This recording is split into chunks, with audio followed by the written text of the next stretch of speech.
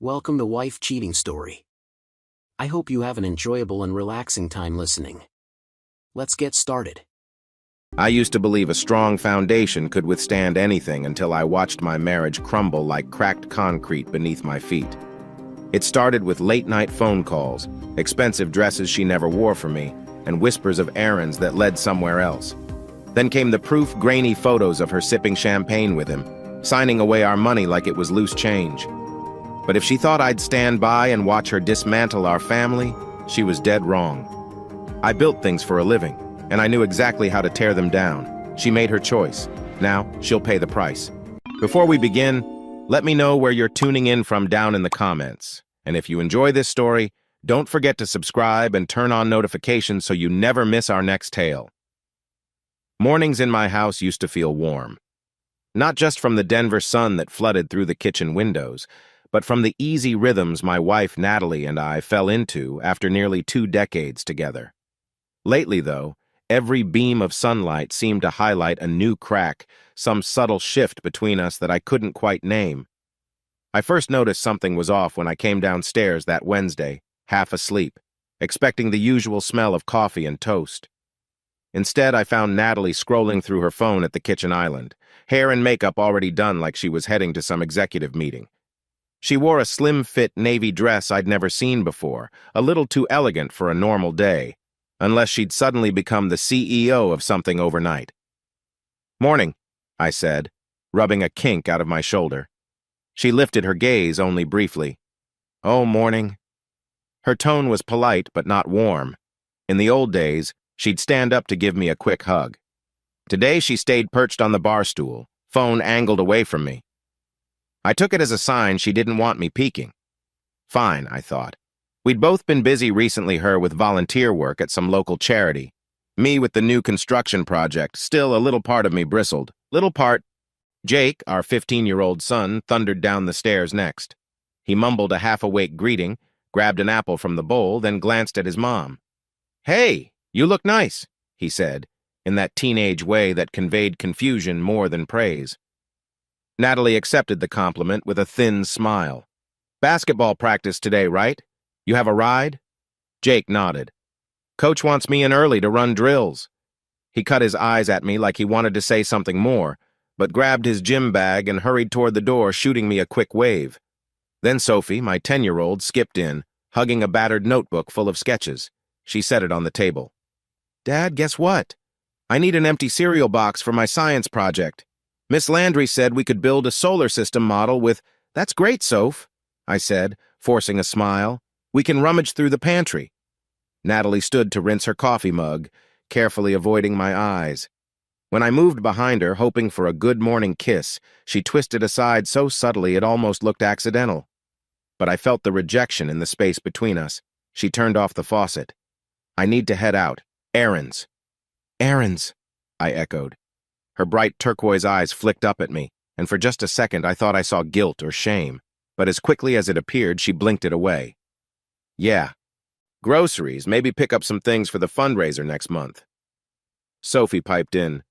"What fundraiser?" Natalie ignored the question, drying her hands on a dish towel. "I'll be gone most of the day, so can you pick up Jake if practice runs late?" I swallowed an uneasy feeling. "Sure." Without even a goodbye, Natalie grabbed her purse and phone, heading out. A chilly emptiness settled in the kitchen the moment the front door clicked shut. I tried to brush it off. We'd been married 17 years. Couples have weird phases, right? But there was a tension in my gut that told me this wasn't just a random slump. Something was different about her. The fancy new clothes, constant phone checking, and that invisible wall between us. Sophie's voice broke my thoughts. "Dad? Cereal box?" "Right, sorry." I pulled open a cabinet, fished out an almost finished box of Honey Crunch, and handed it over. She looked at me, concern wrinkling her forehead. "Is Mom mad at you?" I forced another smile. "Nah, kiddo, she's just busy. Go on, you'll miss your bus." Once Sophie left, the house felt hollow, the sunbeams revealing dust motes in the air. I caught a glimpse of Natalie's half-drunk coffee mug by the sink. She used to say mornings were her favorite time of daytime to connect before the hustle began. Now she vanished at sunrise. I grabbed my own mug, letting the coffee's bitterness jolt me awake, then checked the time on my phone. My schedule was packed, blueprint revisions with my foreman Miguel, plus a site inspection by noon. Yet I couldn't shake the image of Natalie's distant eyes as she scrolled through her phone. I wondered who she was texting so intently. Maybe it's nothing, I told myself. Could just be midlife restlessness or some secret shopping spree. Except we'd always been open about finances, so the idea of her being covert felt alien. By the time I left for work, that tension still rode my shoulders. Driving through Denver's busy streets, I turned down the radio and tried to rationalize. She's not the type to cheat, I thought. We have a good life, a decent house, 2 healthy kids, a career that finally brought in enough to keep us comfortable. Sure, it wasn't perfect, but whose marriage is? As I pulled into the construction site, I caught myself drumming my fingers on the steering wheel, a nervous habit I'd dropped years ago. Something had returned to gnaw at me. Instead of going to the site trailer right away, I sat in my truck, sipping the dregs of lukewarm coffee, picturing the hollow look on Natalie's face. I realized I knew that expression apathy, maybe, the kind of look that says, I'm already somewhere else. The possibility that her somewhere else might involve another person hit me like a punch to the gut, but I shoved that ugly thought deep down and forced myself to focus on the day ahead. Still, a single phrase echoed in my mind, a quiet alarm I couldn't ignore. She's hiding something. When I arrived at the job site, the hum of power tools and the clank of steel beams provided a familiar rhythm, a comfort in its own noisy way. I'd built my career on these sounds, trusting in the methodical nature of construction. If you follow the specs, use quality materials, and keep your eye on every detail, structures don't fail. I hopped out of my truck and spotted my foreman, Miguel Navarro, standing near a row of concrete pillars. Miguel was one of those guys who never let anything slip by. It's why I trusted him so much. He waved me over with a clipboard. Morning, boss. We might have an issue on the south side. I sighed and walked over, the crisp Colorado air biting my cheeks. What kind of issue? Miguel handed me the clipboard. Rebar distribution seems off. The concrete crew poured a little too quickly. Could be nothing, but I'd rather have you check. He pointed to a spot near the base of a massive steel skeleton that would eventually become a 15-story office building. I crouched down, running my gloved hands over the surface. My gut tightened in that same way it had earlier in my kitchen. Yeah, I muttered, scanning the documentation. We need to confirm the load calculations. I want another stress test. Miguel nodded. Will do. The truth is, I usually got a strange sense of calm from diagnosing these problems like solving a puzzle. But today my mind kept drifting to Natalie. Was she okay? Of course she's okay, I told myself. She's just ignoring you. I took a quick walk around the perimeter, checking for cracks in the foundation. The structure looked sound at first glance, but experience told me even a tiny miscalculation could grow into a major hazard. That was the metaphor gnawing at me. Small cracks can lead to catastrophic failures if left alone. When I got back to the trailer, I found a couple messages on my phone. One was from Jake, telling me practice ran late and he might need a pickup. The other was an automated bank alert. An unfamiliar charge had posted to our joint account some boutique named Vivid Elegance, nearly $400. I stared at the notification. My mouth felt dry. Natalie wasn't big on shopping sprees. She used to brag about finding deals at discount outlets. Now she was dropping money at high-end places. That was new. I sank into the office chair, letting out a slow breath. Miguel opened the door a crack. Boss, everything okay? I glanced up. Yeah, just got some weird bank alert. Might call my wife. He nodded, stepping back into the bright sunlight. Privacy. I dialed Natalie's number and listened to it ring. She didn't pick up. No surprise there. She'd been ghosting my calls a lot lately, or giving me short, clipped answers. I left a voicemail. Hey, Nat just checking in. Saw a charge at some boutique. Let me know if you meant to do that. Also, if you can't pick Jake up, let me know. We'll figure it out. I hung up feeling silly. Why was I leaving a message like some suspicious parent? We'd been partners for 17 years. She never used to hide her purchases. If she wanted something, she'd bring it up. We'd budget for it. Done. I rubbed my eyes and tried to shift my focus back to the construction schedule. I had a meeting with the site inspectors at noon, but my mind wouldn't stay put. That creeping doubt was anchoring itself in my chest, refusing to budge. A knock on the doorframe made me look up. One of the junior architects, Amber, stood there with a set of rolled-up blueprints. She was a capable pro in her late 20s, fresh from grad school. "Hey, Ethan, quick question about the elevator shaft specs," she said, stepping inside. "We're trying to finalize the layout, but I noticed you flagged a column for recheck." She spread the prints across the desk. Normally, I'd dive right in, marking up the plan, but my gaze strayed to my phone, half hoping I'd see a text from Natalie explaining everything. Nothing. Amber must have noticed my distraction because she hesitated. "Is this a bad time?" I forced a smile. "No, sorry. Let's see what you've got." As we traced lines on the blueprint, the metaphors in my head kept swirling. Building columns, structural integrity, stress loads.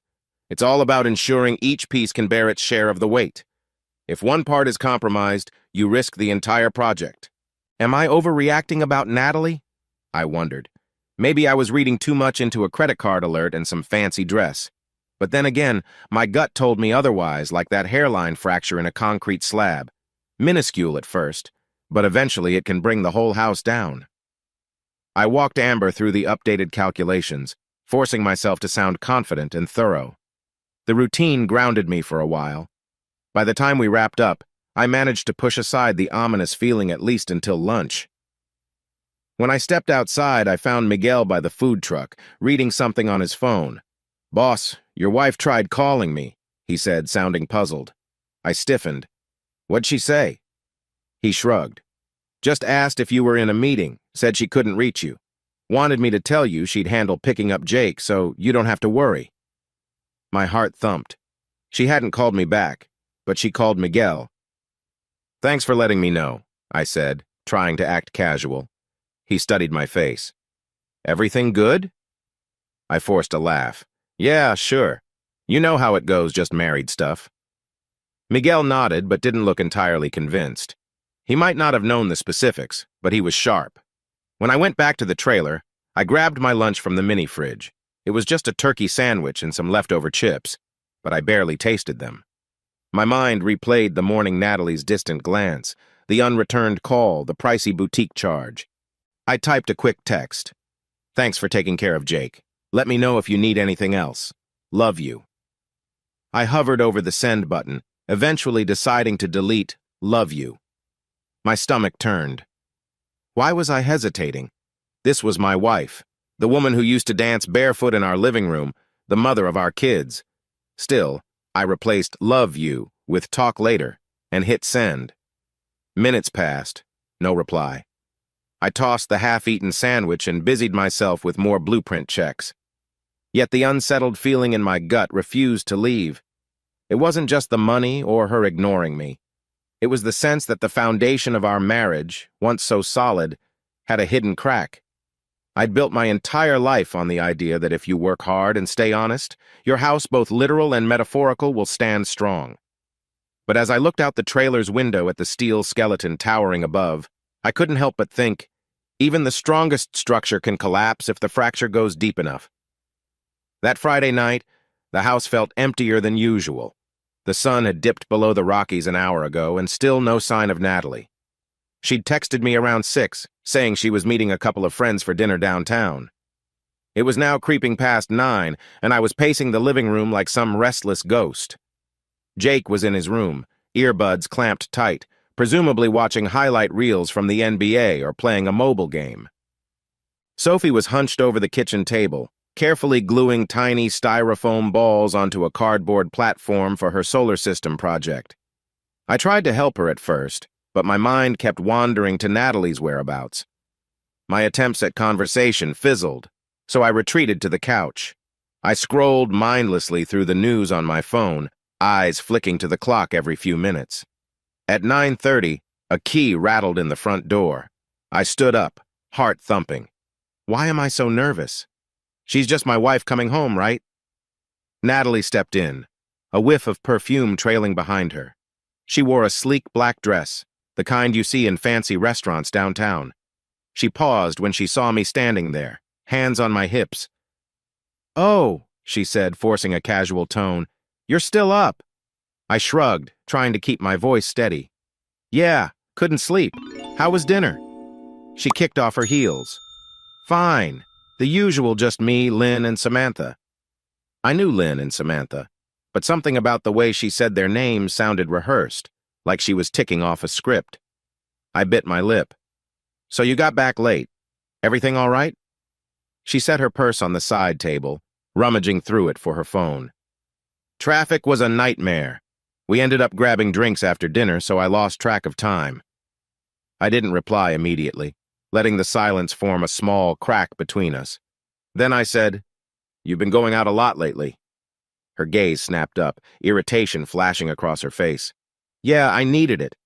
Been feeling cooped up." Sophie's voice drifted in from the kitchen. "Mom, is that you?" Natalie forced a warm smile and walked over. "Hey, sweetheart. Still working on your project?" Sophie nodded, eyes flicking uncertainly between us. She held up a painted ball with a ring around it Saturn, I guessed. "I'm almost done. Dad said it looks great." Natalie stroked her hair. "He's right. You're doing an amazing job." I lingered near the doorway, noticing how Natalie avoided looking in my direction. A pang cut through my chest. How had we drifted so far apart that I felt like a stranger in my own home? After Sophie trotted off to brush her teeth, Natalie started clearing plates from the kitchen table. I seized the moment. "Can we talk for a second?" She eyed me warily. "Now?" "Yeah, I think so." We moved into the living room. I tried to keep my voice calm. "Where have you been shopping?" She blinked, clearly not expecting that question. "What do you mean?" I opened my phone's banking app, showing her the charges from Vivid Elegance, Chateau Luxe, and a handful of others that had popped up over the past few weeks. "I've never heard of these places before. You spent almost $1,000 on God knows what." Natalie sucked in a breath, crossing her arms. "It's my money too, Ethan. I needed new clothes." "New clothes for what?" My voice rose despite my attempt to stay calm.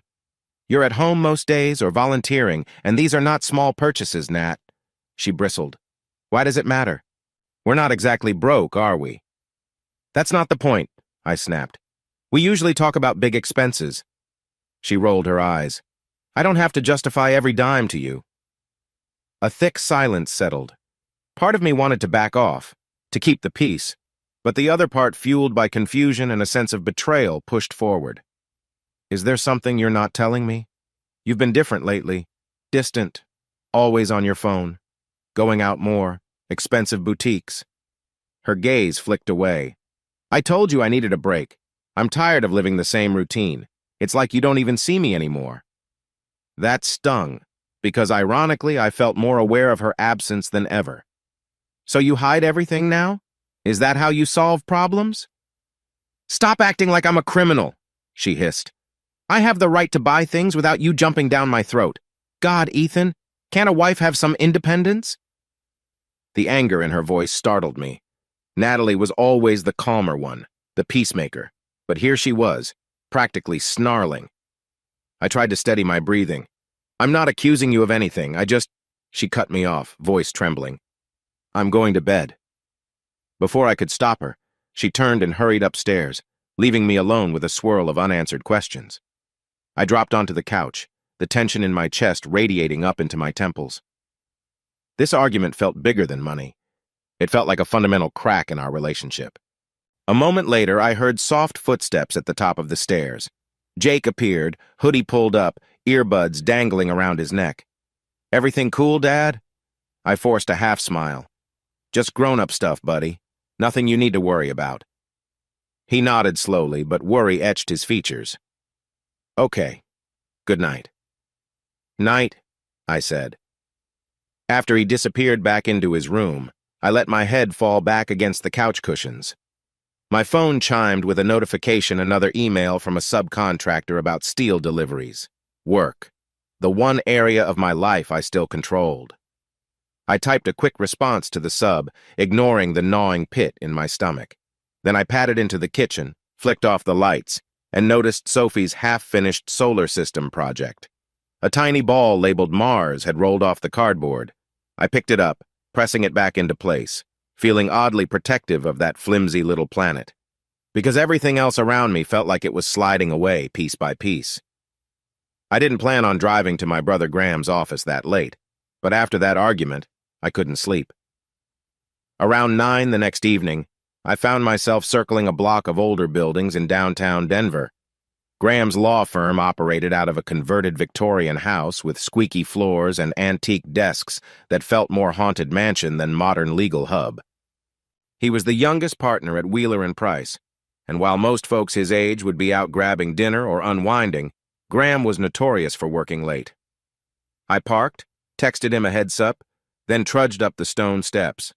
He opened the door, tie loosened, a smudge of weariness under his eyes. "Ethan? What are you doing here?" I shrugged, stepping into the dim lobby. "Got a minute?" He led me down the hallway to his office, flipping on a brass desk lamp that cast the space in a warm glow. Documents and law books crowded every surface. On the wall hung his framed diploma and a picture of us fishing at a lake up in the mountains, back when life was simpler. Graham closed the door, crossing his arms. "Talk to me. You look like you haven't slept in a week." I sank into the leather chair. "Natalie's changed. She's been secretive.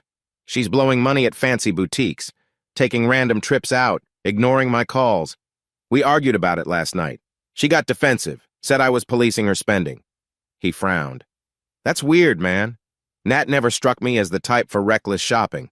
Is something else going on, like tension at home or a job you don't know about?" I rubbed my face.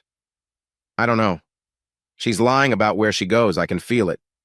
Hell, I don't even know for sure if she's lying, but it all seems suspicious. She's not acting like the woman I married." For a moment, neither of us spoke. Outside, a car engine revved, headlights sweeping across the frosted window. Graham sighed. "Could be a midlife crisis, or maybe she's depressed. Or she's—" I hesitated, hating the word. "Cheating." He didn't flinch. Graham never shied away from harsh truths. "You think so?" I swallowed hard, recalling the emptiness in her eyes, the way she shielded her phone from me. "I don't know, but the thought keeps creeping into my head. Something's off." Graham leaned against his desk. "Have you tried talking about counseling? Or do you think it's past that point?" "Counseling?" I huffed. "We can't even talk about a $1,000 dress without her snapping at me. I doubt she's up for any guided therapy sessions." He nodded. "Well, if it is an affair, you need to be sure before making accusations, especially if you have to protect the kids. Have you checked phone records, texts?" "I've seen a few suspicious things, but nothing concrete. I'm not proud of snooping around, but—" Graham raised a hand. "I get it. You're worried about your family. And if she's misusing money, that could affect your finances, the kids' college funds, everything." I let out a shaky breath. "Exactly. Man, I don't want to blow my marriage up if there's some innocent explanation. But I can't ignore the possibility of something major going on." He studied me for a long moment. "There's always the option to hire a private investigator. Someone discreet who can confirm or deny your suspicions." My gut twisted at the idea. "Feels extreme." "People do it all the time, Ethan." He walked around the desk, rummaging in a drawer. "I know a PI named Marcus Chen, ex-cop, good at staying under the radar. If you're even half serious about verifying your hunch, Marcus is your guy." I stared at the worn edges of Graham's old desk, the wood scarred from years of use. "I never thought I'd be that person spying on my wife." "I get it," he said softly, pulling out a small business card. "But if Natalie's crossing lines, you deserve to know. And if it's just a misunderstanding, at least you'll have peace of mind." I took the card, reading Marcus Chen Investigative Services in neat lettering. Tension coiled in my stomach. What would he do exactly? Follow her? Access her phone logs? Graham shrugged. "He'll gather evidence. Photos, times, places. If there's a third party, he'll find out. And if not, at least you'll know your trust isn't misplaced." A shaky laugh escaped me. Trust, I used to think that was unbreakable between us. "Sometimes things change," Graham said, voice tinged with empathy. "Better to face it head on than let it fester. You have kids to protect." I nodded, pressing my thumb against the business card's raised print. Thoughts whirled in my head: anger, sadness, fear. If she's cheating, I began, then trailed off, imagining the damage that would do to Jake and Sophie. Graham's expression hardened. Then you'll figure out your next steps, but you'll do it armed with the truth. A lump formed in my throat. I guess I owe it to my kids to confirm what's real and what isn't. He reached out and squeezed my shoulder. I'm here for you, no matter what. We sat in silence for a moment before I finally stood. My heart felt heavy, but also relieved to have confided in someone. As we walked to the door, I paused to glance at the old photo of us fishing. We looked so carefree back then, long before the responsibilities of mortgages, kids, and the possibility of betrayal. How's your workload? I asked, mostly to shift my mind off the gloom. Graham half grinned. Busy, but that's normal. We might hire another associate soon. So if you get sued over your fancy building, I'll have backup. I snorted. Right. Let's hope it doesn't come to that. Outside, the night air was crisp. Streetlights buzzed overhead. Graham locked up and gave me a quick hug. Call Marcus, or at least think about it. Keep me posted. Yeah, I murmured, stepping toward my car. I will. The drive home was a blur of dark streets and reflective traffic signs. At every red light, I found myself flipping that PI's card between my fingers like a nervous habit. The idea of hiring someone to tail Natalie's every move made my stomach churn. Yet I couldn't shake the sense that I was on the cusp of something big, a revelation that might shatter the life I thought I knew. By the time I pulled into my driveway, most of the lights in the house were off, except for a faint glow in the living room window. I hoped maybe Natalie was waiting up, but I found only an empty couch and the quiet hum of the heater. I stood there for a minute, letting the darkness soak into my bones, the card still clenched in my hand. Eventually, I made my way upstairs, each step echoing on the hardwood. Outside the master bedroom, I paused, heart thudding. Through the door, I heard soft breathing. I couldn't tell if she was asleep or just ignoring me. I thought about the vow we made back then, in sickness and in health, for better or worse. What if we'd finally hit our worse? I turned the doorknob slowly, stepping inside to find Natalie turned away, her breathing steady. Whether she was truly asleep or faking it, I had no idea. All I knew was that the room felt as cold and distant as a stranger's hotel room. Slipping under the covers, I stared at the ceiling, the card with Marcus Chen's number resting on the nightstand. My mind played a loop of questions with no answers. If there was a crack forming in our marriage, I needed to know how deep it ran before everything collapsed. I closed my eyes, but sleep refused to come. I never imagined myself sliding into the back room of a dingy strip mall office in the middle of downtown Denver, much less hiring a private investigator to spy on my wife. But there I was, standing at the foot of rickety stairs that led above a Vietnamese restaurant named Pho Harmony.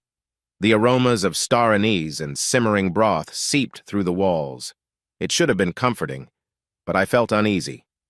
The door at the top was partially ajar, revealing a cramped waiting area with a battered couch and a water cooler missing half its spout. A paper sign taped to the wall said, Chen Investigative Services. I knocked lightly. A voice answered, gruff yet calm. Come on in. Stepping inside, I found a short hallway leading to an open doorway. There sat Marcus Chen, a lean man in his mid-40s, wearing a collared shirt rolled to the elbows. He was hunched over a laptop, the glow reflecting off his glasses. When he looked up, he offered a quick nod. You must be Ethan Caldwell. I cleared my throat. Yeah. Graham, my brother, gave me your card. Said you could help me with a personal situation. Marcus nodded and stood. He extended a hand, his grip firm. Graham's a good guy, and yes, I handle personal situations. Have a seat. The office was modest. A metal desk, 2 filing cabinets, and a single window overlooking a neon sign from the restaurant below. A faint hum from the AC vent filled the silence as I lowered myself into a chair. So, Marcus said, clicking his computer screen off, tell me what's going on. I pulled a small folder from under my arm, printouts of bank statements, snapshots of texts I'd seen on Natalie's phone. I hesitated. The idea of airing my family's dirty laundry made me feel like a traitor. But I was here for a reason. I slid the folder across the desk. My wife, Natalie. She's been acting strange for weeks longer, maybe. Unexplained expenses, phone calls at weird hours, always dressing up and leaving for errands. I'm worried she's... I swallowed, letting the unspoken possibility hang in the air. Marcus opened the folder. His face remained impassive. All business. You suspect an affair or something else? The word affair stung like a slap. Yeah, an affair. But it could be more. She's spending money in places I've never heard of. And she's lying about it. I don't know. Maybe I'm being paranoid. He glanced at the printed texts, some partial conversations or suspicious references to meeting and tonight. Not exactly conclusive, but enough to raise eyebrows. Can you tell me more about these purchases? Have you tried talking to her directly about them? Once or twice, I admitted, my voice strained. She dodges the questions or gets defensive. We argued. It's gotten worse, not better. Marcus leaned back. The chair squeaked. Okay, I can work with this. Here's how I usually proceed. I do a mix of surveillance, physical and digital, while also digging into any relevant financial or phone records. I'm ex-law enforcement, so I have a few legal channels for background checks. Do you have kids? My throat felt tight. Yeah, 2. Jake is 15, Sophie is 10. They don't deserve to get dragged into any of this. Marcus nodded gently. Understood. I'll be discreet. Most of my clients want clarity without making a scene, at least initially. Clarity, I echoed, a heaviness in my chest. And how do we start? He pulled a small notepad from his desk, jotting a few quick notes. I'll need as many details as possible, her license plate, schedule, typical haunts, phone number, that sort of thing. The more I know, the faster I can confirm what's really going on. I exhaled shakily. Okay, yeah, I can get you all that. For the next 20 minutes, we covered the basics. I told him about Natalie's usual routine. Dropping the kids at school, though she'd been avoiding that duty lately, running errands, the new clothes from high-end boutiques. My stomach churned as I explained how she'd meet friends for dinner and come home hours late, or sometimes skip dinner at home altogether. I really don't want to do this, I muttered, half to myself. But I can't keep living in the dark. Marcus studied me carefully. Most people who come in here tell me the same thing. They don't want to believe their spouse is lying. They want proof one way or another, and they need to protect themselves and their family. Yeah, I said, voice quiet. I guess that's it. He gathered the papers back into the folder. I'll start with digital surveillance. I have a software tool that can trace financial transactions and cross-reference them with known businesses in the area. I'll see if her name or credit card numbers show up anywhere suspicious. Then, if needed, I'll follow her in person. I pressed my palms against my knees, feeling a faint sweat. Does it usually take long? Depends. If she's discreet, it might take time. If she's sloppy, I might have answers for you in days, he said plainly. Then quieter. I get the sense you're not just worried about an affair. Something else on your mind? I hesitated, choosing my words. I have a weird hunch. Like maybe she's mixed up in something bigger. That might be a stretch. But I can't ignore it. She's spending way more than I can account for. There could be a financial angle or something illegal. Marcus absorbed that. If it leads there, I'll find out. He opened a locked drawer and handed me a short contract. This outlines my fees and confidentiality. Standard stuff. We keep everything private unless it becomes relevant in court. A wave of guilt surged through me as I signed. It felt like an irreversible step, like I was betraying Natalie. Yet the memory of her evasive eyes and the sick feeling in my gut told me I was doing the right thing, for Jake and Sophie if nothing else. Marcus slipped the contract into a file. I'll be in touch as soon as I have something. Give me a few days. Don't act any different around her, just keep your normal routine. I stood, feeling oddly lightheaded. Yeah, understood. Marcus walked me out to the little reception area. On my way down the creaking stairs, the smell of pho and spices nearly made my stomach growl, but I felt too uneasy to eat. Outside, the sun was dipping behind the tall buildings. I glanced at my watch, 5:47 p.m. Natalie would probably claim she was out grocery shopping or meeting the girls or some other half-baked story. Turning my car key in the ignition, I lingered a moment, staring at the darkening sky. My life had just tilted on its axis. Hiring an investigator made everything real. As I pulled away, I tried not to picture how this would end. Either Marcus would confirm my worst fears, or I'd discover some bizarre misunderstanding. Either way, I thought grimly, my life is changing. I cranked up the radio, hoping music would drown out the guilt swirling in my mind. But all I heard was the pounding of my own heartbeat, reminding me that I was on a collision course with the truth. 2 days later, I was holed up in my office trailer at the construction site, triple-checking steel load calculations. Rain battered the thin roof, and thunder rumbled in the distance. A perfect match for my mood. Miguel, my foreman, poked his head in. "Hey, boss, storm's picking up. We're sending half the crew home. No point pouring concrete in this mess." "Got it," I said, setting my pencil down. "Thanks." He lingered, brow furrowed. "You okay? You've seemed distracted." I forced a tight smile. "Just personal stuff. I'll manage. Thanks for checking." He nodded, looking unconvinced, and slipped back out into the rain. Moments later, my phone buzzed. The caller ID read, "Unknown." My heart jolted. I answered cautiously, "Hello?" A familiar, cool voice replied, "Ethan, it's Marcus Chen. Got a minute?" I swallowed. "Yeah, go ahead." Marcus's tone was controlled. "I've done some digging into those bank statements you gave me, and I've started tailing your wife. She's been meeting the same man repeatedly. We're talking fancy restaurants, hotels, and from what I can tell, some sort of office building downtown." My fingers tightened around the phone. Office building? She never mentioned that. "Right. I have photos," he continued. "Your wife and a man named Damian Lockwood, he's known in certain circles. A flashy tech entrepreneur. Has a bit of a reputation for chasing married women with money. I'm not sure if you've heard of him?" I racked my memory. I'd seen the name in some tech headlines about questionable business practices. Now it felt like a punch to the gut. Yeah, I've read something about him. Are you sure it's the same guy?" "Yes. Tall, dark hair, pricey suits, arrives in a black Mercedes. I confirmed the license plate belongs to him." I closed my eyes, letting out a shaky exhale. So it was real. My wife was sneaking around with a known womanizing mogul. "Okay," I managed. "What else?" Marcus paused, as if choosing his words carefully. "Look, the photos make it pretty obvious. Candlelit dinners, strolling arm in arm, that sort of thing. And from a distance, I've seen them exchanging affectionate gestures, kissing, hugging before heading into a hotel lounge. It felt like my entire skeleton had been ripped out. Everything around me turned numb. "I see," I whispered.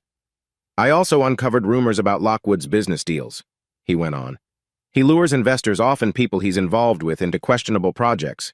Could be something financial going on between him and Natalie." My voice shook with anger. "Financial? Like some scam?"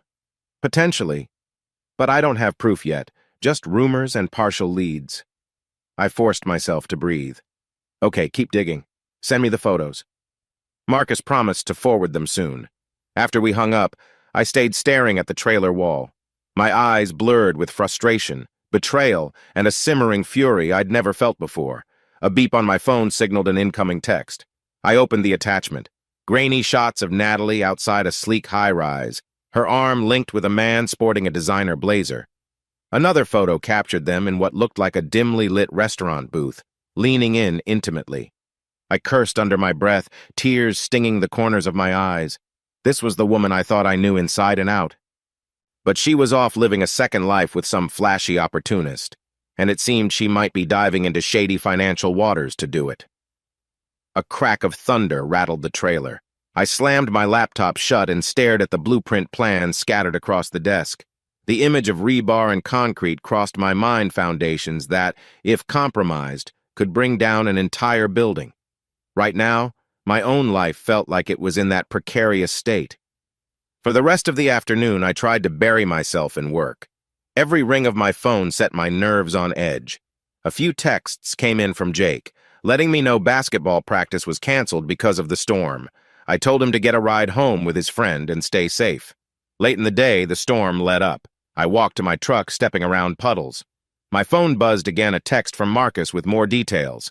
Damian Lockwood rumored to approach wealthy spouses for high-return investments. Overinflates stock, uses shell companies. We'll keep you posted. I felt my jaw clench. Was Natalie actually giving him money? Our money? Anger flared again, but I swallowed it down. On my drive home, I thought about confronting her right away. I pictured tossing those photos in her face, demanding an explanation. But the entire fiasco with the errands and denial made me wary. If I pushed too hard, she'd just spin some story. When I got home, the house was quiet. Sophie sat at the kitchen table, finishing a homework sheet. She looked up with a small smile. "Hi, Dad. Mom's not home yet. She said she's out with a friend." My heart squeezed. Another friend. Another evening out. "Okay, kiddo," I said, ruffling her hair. "You doing okay?" Sophie shrugged. "Yeah. Miss Landry assigned a bunch of math, but it's fine. Where have you been?" "Work got busy," I answered. "Hey, how about pizza for dinner? We can pick up Jake afterward." She perked up. "Yes, please. I'm starving." I forced a smile, still feeling that gnawing ache in my chest. My mind flickered to the photos again, Natalie leaning into that man, lips dangerously close. The heartbreak threatened to consume me, but I clenched my fists, pushing the pain aside. I had to hold it together for Sophie and Jake. That night, while the kids devoured pepperoni slices, I went through the motions of casual conversation. But inside, my emotions twisted from disbelief to raw anger. When Natalie finally texted around 9 p.m. saying she'd be late again, I responded with a single word: "Okay." Then I scrolled through the pictures Marcus sent, letting the cold reality seep into every corner of my heart.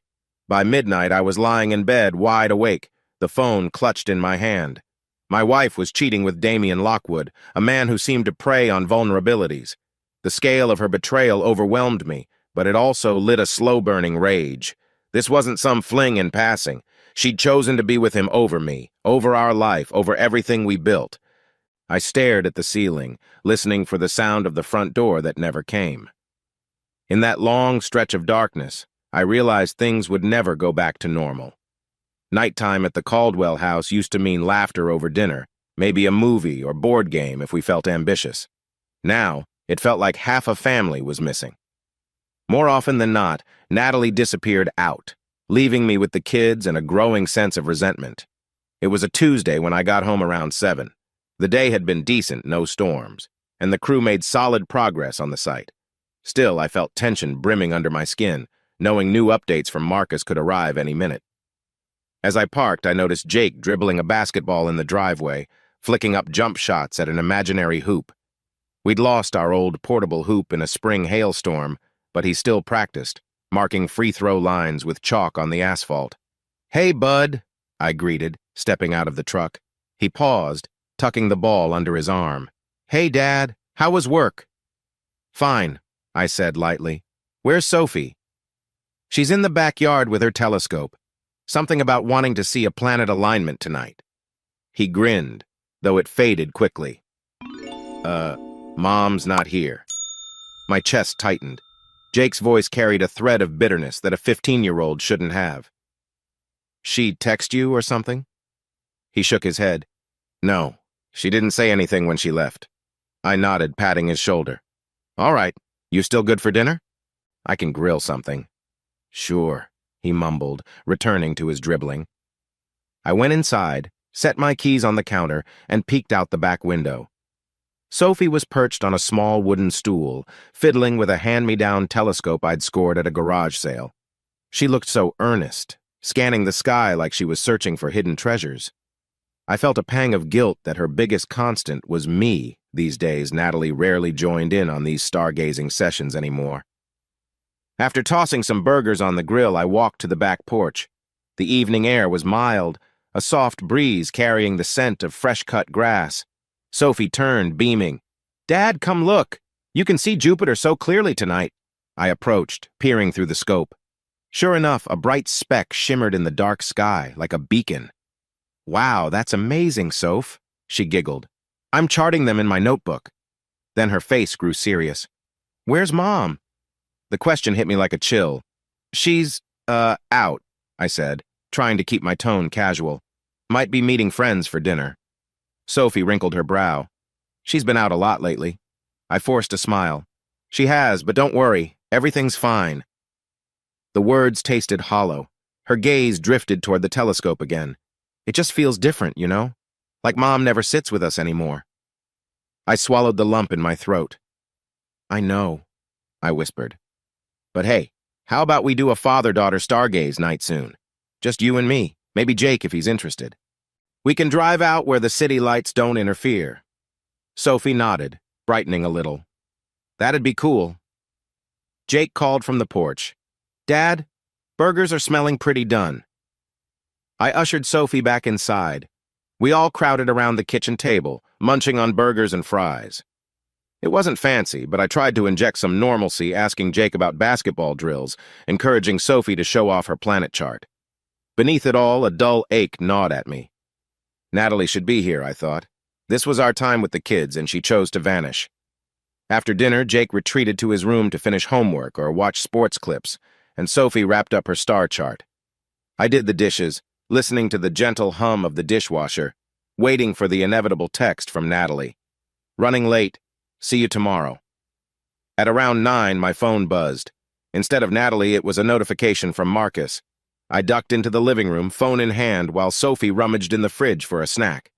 Marcus, 9:02 p.m. No new leads tonight. She's at Lockwood's condo. Cameras show them inside for the past hour.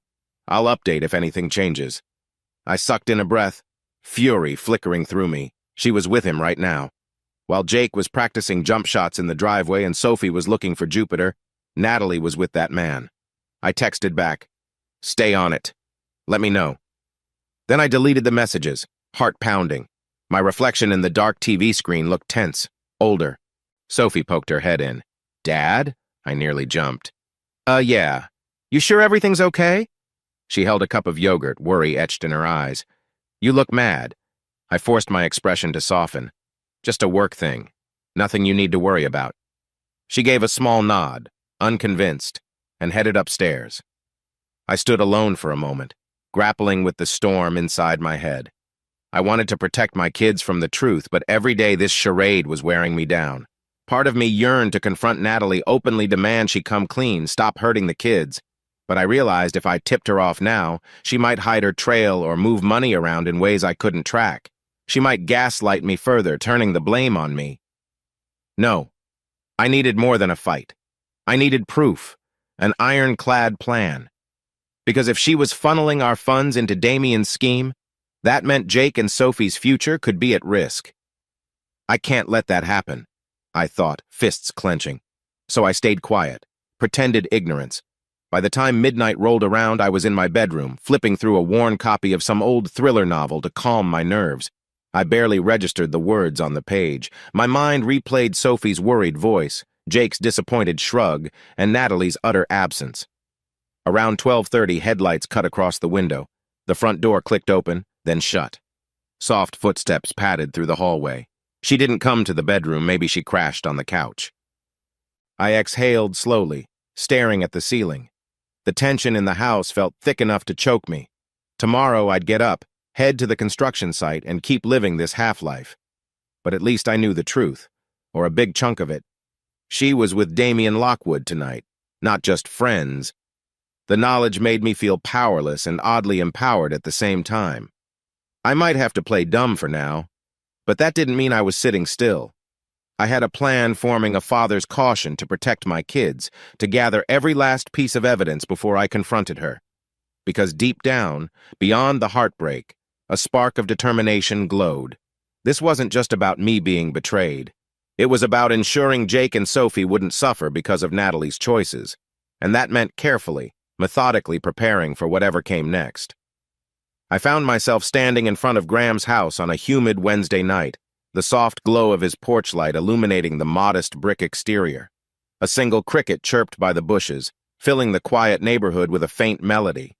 In my hand, I clutched an envelope containing the latest photos Marcus had emailed, proof I hadn't yet shown anyone else.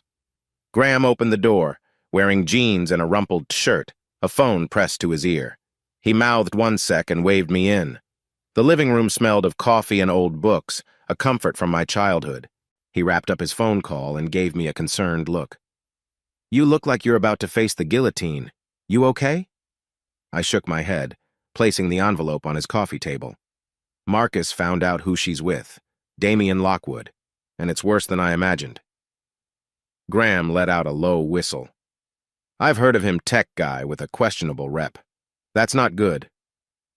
I sat on the couch, the cushions sagging under my exhaustion. "Marcus thinks Lockwood might be targeting her for investments or something. Possibly illegal. I can't be sure." Graham nodded solemnly, picking up the envelope. "Let's see." He flipped through the photos, jaw tightening. Natalie and Damien hugging on a sidewalk, stepping into a swanky restaurant, entering some upscale high-rise. None of it was ambiguous. "I'm sorry," Graham said quietly, setting them aside. "This is solid evidence of an affair. But if there's fraud or money laundering going on, we need more." I raked a hand through my hair. "Yeah, that's what Marcus said. He's keeping tabs, but I'm worried about how far she's gone. If she's mixed up in Lockwood's shady deals, that could put our finances and the kids' future on the line." Graham walked to the kitchen, returning with 2 glasses of water. I sipped mine gratefully, though it did little to soothe the storm in my gut. "Ethan," Graham said, choosing his words carefully, "I need you to think about the next steps. If she's funneling money to him, we have to protect your assets before it's too late, and if you're sure you want a divorce—" My throat tightened. Hearing him say that word divorce drove the final nail of reality. "I don't see how we can salvage this. She's lying daily, out late, cheating, maybe even committing fraud. The only reason I haven't confronted her is the kids. I don't want them hurt." He sighed. "I get it. But doing nothing also risks them being hurt if their college fund disappears." I closed my eyes, picturing Jake's determined grin when he talks about playing college ball, or Sophie's excitement over building rockets and robots. They deserved better. "So what do we do?" Graham tapped the photos. "First, gather more evidence. Prove not just the affair, but also any financial misconduct, paper trails, contracts she's signed, suspicious bank transfers. Once we have that, you can secure your assets, freeze accounts if needed, and file for divorce with a strong case for custody." A flicker of panic surged in me. "Custody?" Graham nodded grimly. "If it turns out Natalie's involved in criminal activity, the courts will take that seriously. We need to show you're the stable parent." I swallowed the lump in my throat. I never thought I'd be thinking about custody battles. He placed a reassuring hand on my shoulder. "I know. But let's be methodical like you are with your buildings. If the foundation's cracked beyond repair, you demolish and rebuild. Right?" My mind flashed to the countless times I'd insisted on repouring concrete or reinforcing steel beams rather than risking a collapse. "Yeah," I muttered. "That's how it works." Footsteps creaked overhead. Graham's wife, Linda, emerged from the hallway, her expression tender with concern. We'd known each other for years, and she rarely intruded on our private talks, but now she looked like she couldn't stay silent. She sat on the arm of Graham's chair. "Ethan, I'm so sorry you're going through this." I managed a tight smile. "Thanks, Linda." She glanced at the photos. "You have a plan?" I exhaled slowly. "Marcus is still collecting intel, but after that I guess we go scorched earth. Expose her lies, protect my kids, file for divorce." Linda nodded, compassion in her eyes. "Let me know if I can help picking up the kids, anything." "Thank you," I murmured. Graham cleared his throat, guiding the conversation back to logistics. "So, we keep working with Marcus. Once we have enough, we'll freeze joint accounts, open new accounts under your name, and protect the house. If Natalie's siphoning money or co-signing for Lockwood, we'll block her access." Despite the grief pounding in my head, a calm clarity began to settle. "Yes, let's do it." A steely resolve took root, overshadowing the heartbreak. I had no choice. Natalie's betrayal might ruin the kids' lives if I didn't stop it. Graham scribbled notes on a legal pad. "I'll draft some initial paperwork so we're ready. Marcus should keep us informed. Once we confirm the financial angle, we'll move fast." We discussed finer points timing, potential pitfalls until the clock neared midnight. The crickets outside had fallen silent, replaced by the distant hum of passing cars. I stood, collecting the envelope of photos. Appreciate this, Graham. Linda. I know it's late. They both gave me warm, supportive smiles. That's what family's for, Graham said, walking me to the door. Call me if anything changes. The summer air hit me as I stepped out, thick and still. Across the street, a porch light flickered. I looked up at the sky, no stars, just a hazy darkness. It felt symbolic, like the path ahead was still cloaked in shadows. But for the first time in weeks, I felt a grim sense of purpose. I wasn't just reeling from an affair, I was planning a strategy. Like demolishing a defective building, I reminded myself. All it takes is one strong swing at the right beam, and the entire structure collapses. Sometime soon, that swing would come, and when it did, I'd be ready. I never understood how life could feel both painfully slow and terrifyingly urgent at the same time until I found myself in my home office at 2 in the morning, combing through surveillance logs that proved my wife was in way deeper than I'd ever feared. The logs Marcus sent me were pinned to a digital map on my laptop, a spiderweb of dates and locations. Every line I followed led me back to the same twisted truth. Natalie had fully entangled herself with Damien Lockwood restaurant meetups, hidden transactions, even short trips to that sleek condo he kept downtown. On top of that, there were suspicious withdrawals from our joint account that matched the times she was with him. The pattern was beyond coincidence. Rain pattered against the window, and my desk lamp cast a small halo on the messy papers. I paused, letting my eyes rest on an old photo I'd unearthed from a drawer earlier in the night. It showed Natalie and me at a carnival years ago. We looked impossibly young, clutching cotton candy and laughing so hard we were nearly doubled over. That memory felt like it belonged to strangers, not the embattled couple we'd become. A soft knock startled me. Jake's voice floated through the door. "Dad? You awake?" "Yeah," I called, trying to sound normal. He poked his head in, hoodie half-zipped, hair messy from sleep. "Couldn't sleep. Thought I heard you in here." I minimized the map on my laptop, not wanting him to see the damning evidence of his mother's double life. "Yeah, just finishing up some work." He ran a hand through his hair. "It's like 2 a.m., Dad." I forced a smile. "I know, go back to bed, bud. You've got school tomorrow, remember?" Jake lingered, glancing at the disarray of documents. "Everything okay?" This was the moment I hated most, lying to my own son's face. "It's just a big construction project with a lot of deadlines," I said carefully. "I promise I'll catch up on sleep soon." Jake studied me for a second, then nodded. "All right, night, Dad." Once he disappeared, I let out a shaky breath. The guilt gnawed at me, but I reminded myself I was doing this for him and Sophie. If Natalie truly was funneling our money into Lockwood's shady schemes, I had to stay a step ahead. A few minutes later, my phone rang, the tone barely audible in the hush of the house. I tensed until I saw a familiar number, Agent Morgan. We'd spoken briefly last week when Marcus hinted the FBI might be investigating Lockwood. I wasn't sure what to expect from this conversation. I answered in a hushed voice. "Hello? Mr. Caldwell? It's Special Agent Morgan," came a calm, direct tone. "I apologize for the late hour, but I wanted to follow up on a possible lead involving Mr. Damien Lockwood. Do you have a moment?" My heart hammered. "Yes, I do." Morgan cleared his throat. "I understand from mutual acquaintances that you might have information regarding Lockwood's financial dealings. We're building a case, but it's early stages. Have you seen any unusual activity or have reason to believe Lockwood's engaging in fraud?" I stared at my laptop screen, at the list of questionable transactions that matched Natalie's outings. I can't confirm specifics, but I suspect he's persuading people to invest in something not entirely above board. Morgan's voice was measured. "We've had tips about inflated valuations, shell companies, classic securities fraud patterns. If you come across any concrete evidence, I'd appreciate cooperation. We want to prevent further harm to any unsuspecting investors." Swallowing hard, I realized this might be the leverage I needed. "Agent Morgan, if I find documentation tying him to suspicious accounts, I'll let you know." "Thank you. And Mr. Caldwell, if Lockwood's approach is personal, I advise caution. He's known to be manipulative," Morgan said gently.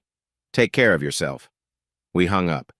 I stared at the phone, the conversation replaying in my head. If the FBI was zeroing in on Lockwood, I could either wait for them to act or position myself to use that investigation for my own ends. I reopened the surveillance map. My mind buzzed with the details receipts from boutique shops, logs of late-night hotel bar tabs, that black Mercedes of Lockwood's. I compiled it all with the same meticulous approach I used for building foundations at work, step by step, piece by piece, ensuring there were no gaps.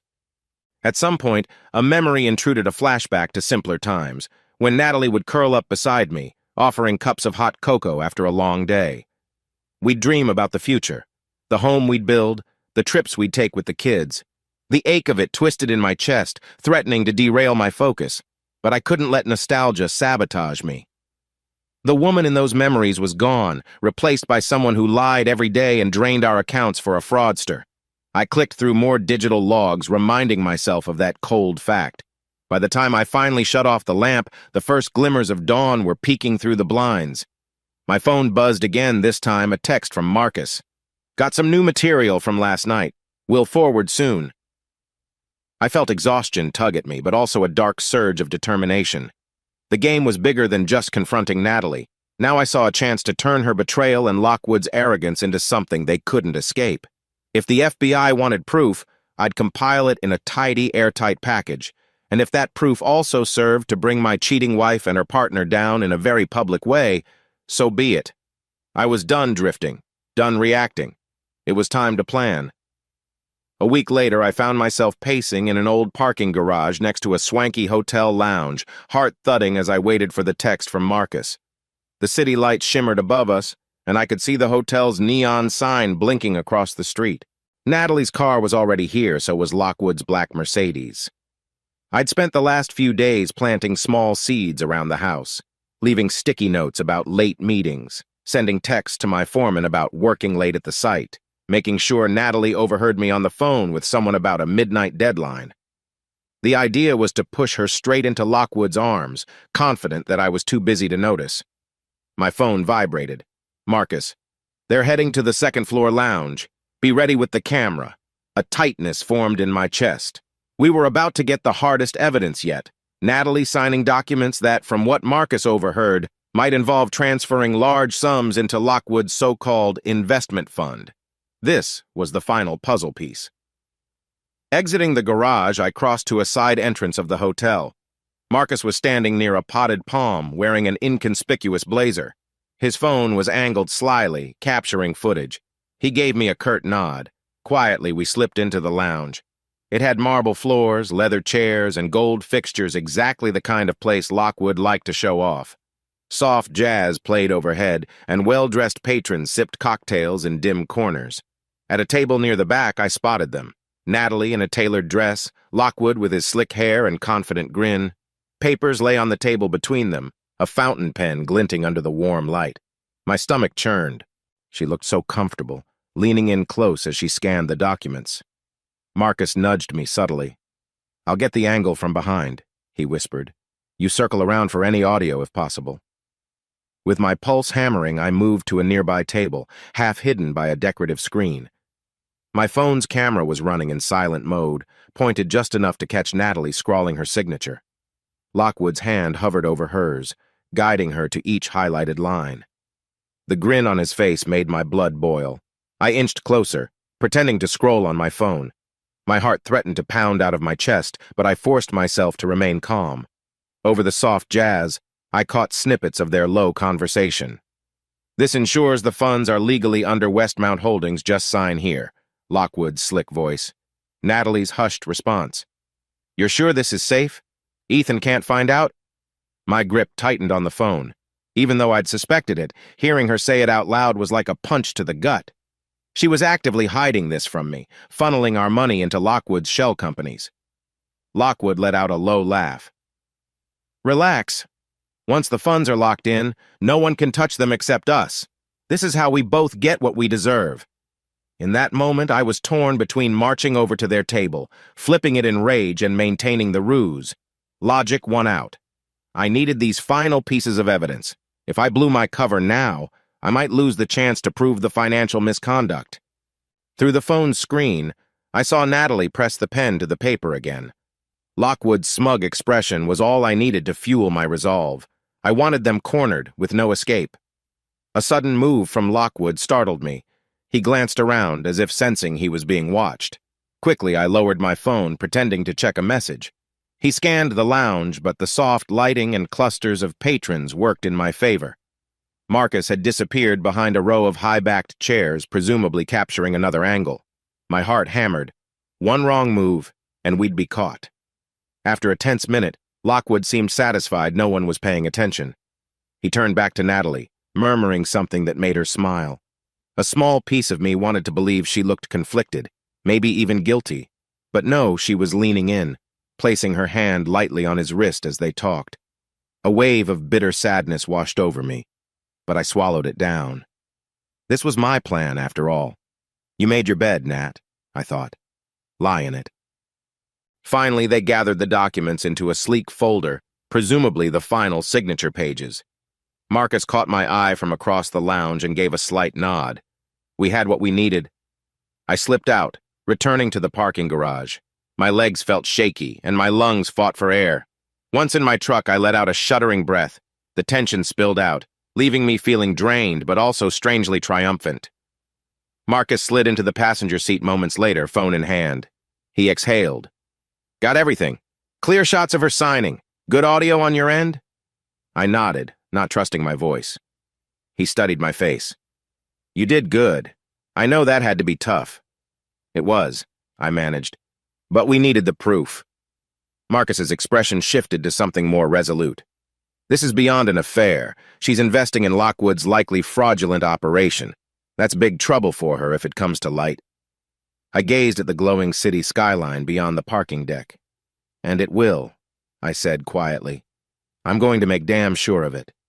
We parted ways, him to analyze the footage, me to drive home and pretend nothing had happened. As I navigated the familiar streets, a dark satisfaction thrummed in my veins. The trap was set. Natalie had signed the documents, locking herself into Lockwood's scam, and we had it all on camera. Yet underneath the satisfaction was a deep sadness.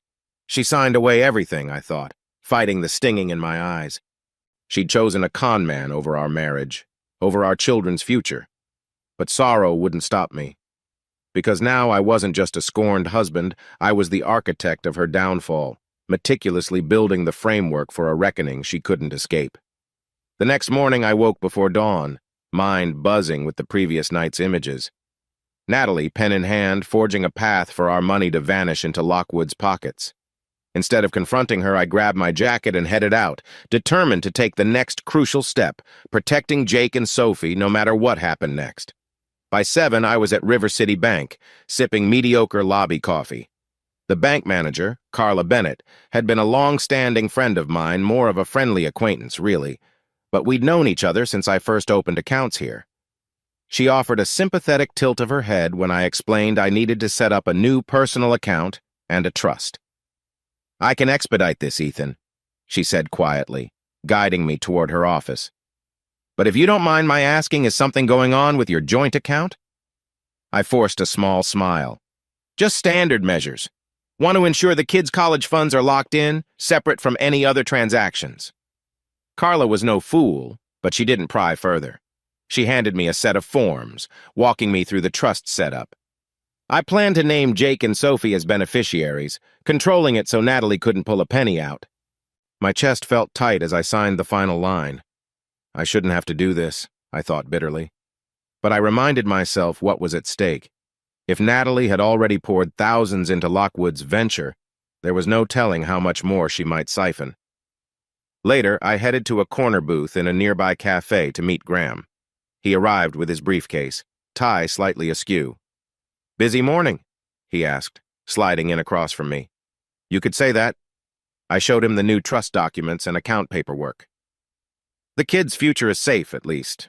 Carla expedited everything. Graham scanned them, nodding. Good. That's step 1. We took a moment to order coffee and pastries. Around us, the hum of morning chatter and clinking mugs offered a strange normality in the midst of my life's chaos. Once the server walked away, Graham leaned in. So about the house. If it's in both your names, you might want to shift ownership or at least prepare a transfer. Yeah, I've been thinking about that, I replied. We refinanced last year, so Natalie's name is definitely on the mortgage. It complicates things. Graham tapped his fingers on the table, thinking, we can file a quitclaim deed if you prove she's misappropriating funds or heading into illegal territory, but we need bulletproof evidence. I hesitated, pulling out a folder from my messenger bag. Last night, we got video of her signing documents with Lockwood. He's definitely pulling her into something shady. Marcus is analyzing everything now. Graham's expression hardened. This is real, then. She's complicit in Lockwood's operation. You realize if the feds crack down, she could be in criminal trouble, not just civil. The weight of that truth pressed on me. I know, I said quietly, but she walked that path, not me. We spoke for another half hour, hashing out the next moves. Graham would draft preliminary legal filings so that if or when I needed to freeze any more assets like the house, I could do it immediately. We also discussed the possibility of divorce proceedings, but the words still caught in my throat. As we stood to leave, Graham placed a hand on my shoulder. I hate seeing you go through this, big brother, but you're doing what's necessary. My eyes stung, though I kept my composure. Thanks, man. Let's just make sure the kids are okay. Before heading home, I made a quick stop at the construction site. Foreman Miguel was supervising a big concrete pour on the north wing. Boss, everything's smooth so far, he said, greeting me with a clipped nod. You want to check the forms? I walked the perimeter, scanning the rebar and wooden molds that guided the fresh concrete. The tangy scent of wet cement filled the air, reminding me of simpler days when my biggest worry was a flawed foundation, not a crumbling marriage. After verifying the pour, I pulled Miguel aside. Listen, if I'm out more often in the next couple weeks, you can handle day-to-day, right? He studied my face. Yeah, of course. Everything okay? I mustered a faint grin. Family stuff. Just want to make sure the project doesn't suffer. He gave a reassuring shrug. Don't worry, boss. We got this. Driving home, I rehearsed how I might explain all this to Jake and Sophie if it came to that. Should I tell them Mom is stealing money? That she's committing fraud? My stomach twisted at the thought. They deserved honesty, but the truth was too ugly to hurl at them right now. I pulled into the driveway, noticing Natalie's sedan was gone. Typical. She hadn't texted me all day. I mentally reminded myself, no confrontation yet. Our plan was still unfolding. I needed the final pieces in place first. Inside, I found Sophie in the living room, scribbling notes in a science journal. Jake was out with friends, apparently. Sophie glanced up, brightening at my arrival.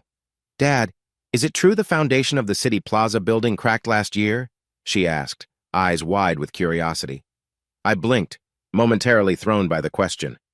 Yeah, but they caught it early. She tapped her pencil. Miss Landry says even tiny flaws can ruin everything. Is that really true? Her words struck me deeper than she realized. Yeah, I said softly, sitting beside her. Sometimes the smallest crack becomes the biggest problem. She nodded, satisfied by the explanation. That's kind of cool. I forced a smile. It is, I lied, ignoring the bitter irony. My phone buzzed a text from Graham. Talk to a real estate attorney. We can proceed with the deed transfer when ready. I clenched my teeth. The house, my children, our entire life, all of it needed safeguarding from the woman who was supposed to help me protect it. Looking at Sophie's curious face, I swallowed the lump in my throat. Hey, want me to quiz you on your science facts? I offered, trying to shift gears. Sure, she beamed. For the next half hour, I tested her on planetary rotations and crater formations, forcing myself to appear normal. But my mind kept drifting to the knowledge that soon everything would change. I'd locked down the kids' college fund, was on track to protect the house, and had documents in place to freeze Natalie out if needed. Step by step, I was building a fortress around my children's future. Still, an undercurrent of pain simmered within me, because no matter how methodical my approach, none of this could dull the sting of betrayal. Late that evening, after I tucked Sophie into bed and heard Jake trudging up to his room, I made my way to Graham's office downtown. The building was nearly deserted at this hour, most lawyers and staff gone for the night. Only the faint glow from under Graham's door signaled life within. He greeted me with a grim smile. I've got Marcus on speaker. He's got something you need to hear. I closed the door behind me and sat in one of the worn leather chairs.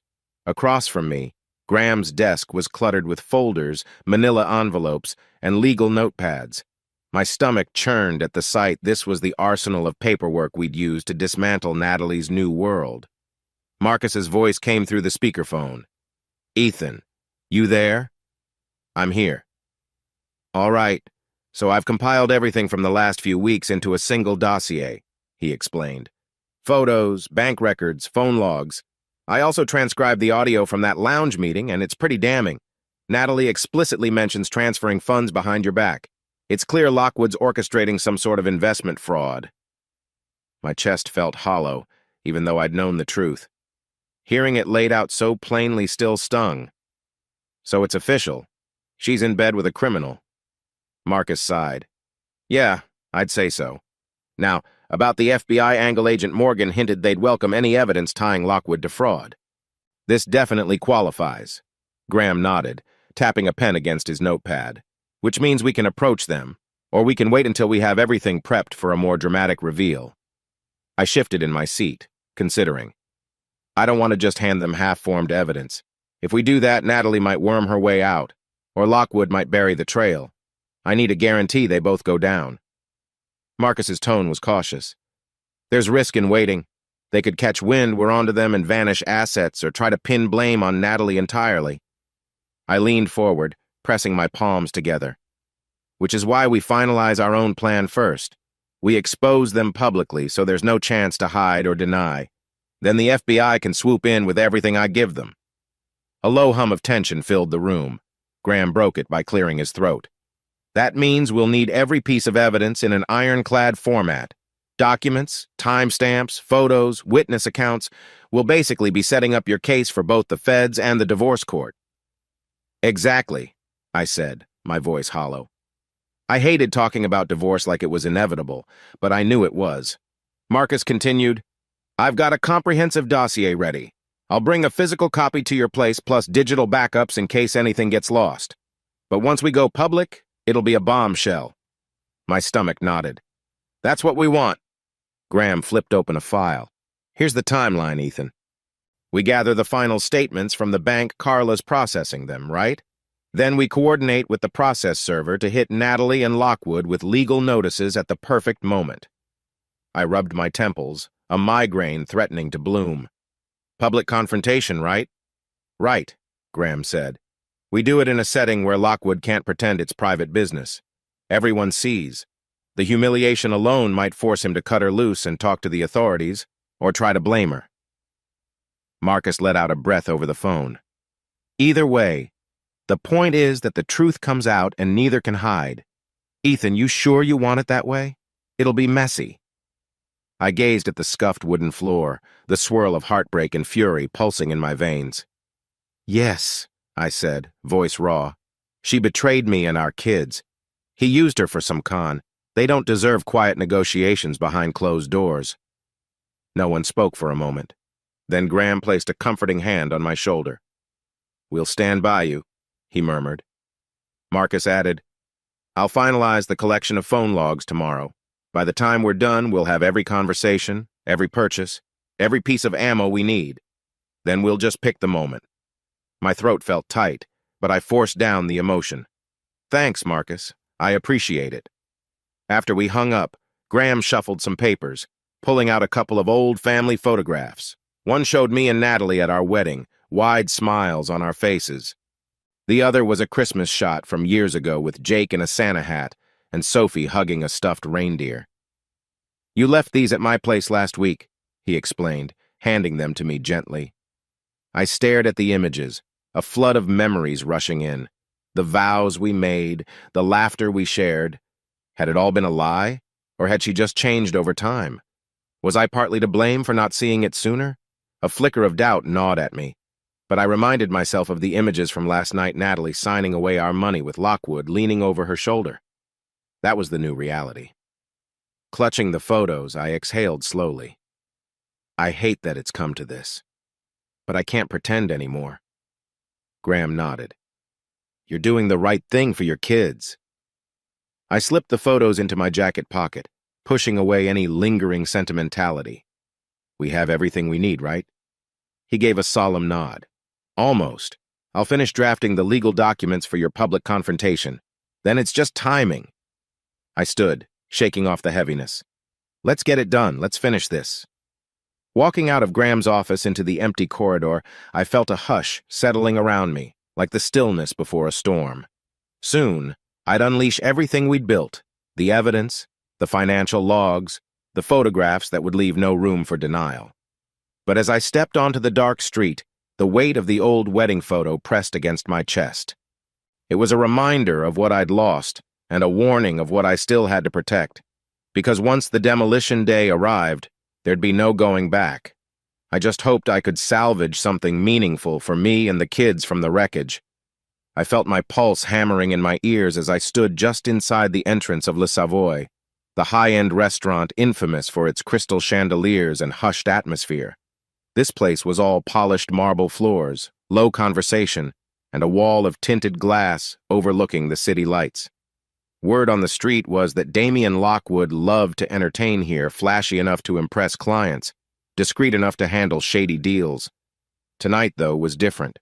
I could feel it in the air, a charged tension that had nothing to do with the expensive wine list.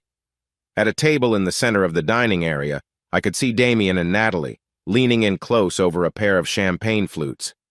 On the table between them sat a binder, no doubt some investment deal they were toasting. I checked my phone for the 10th time in 5 minutes. Graham had texted me a simple phrase an hour ago. "We're ready." My stomach churned. Even though I'd planned this moment, it still felt surreal, like stepping onto a stage for a play I wished I wasn't starring in. Across the room, I spotted Marcus Chen in a tailored black suit, posing as just another patron.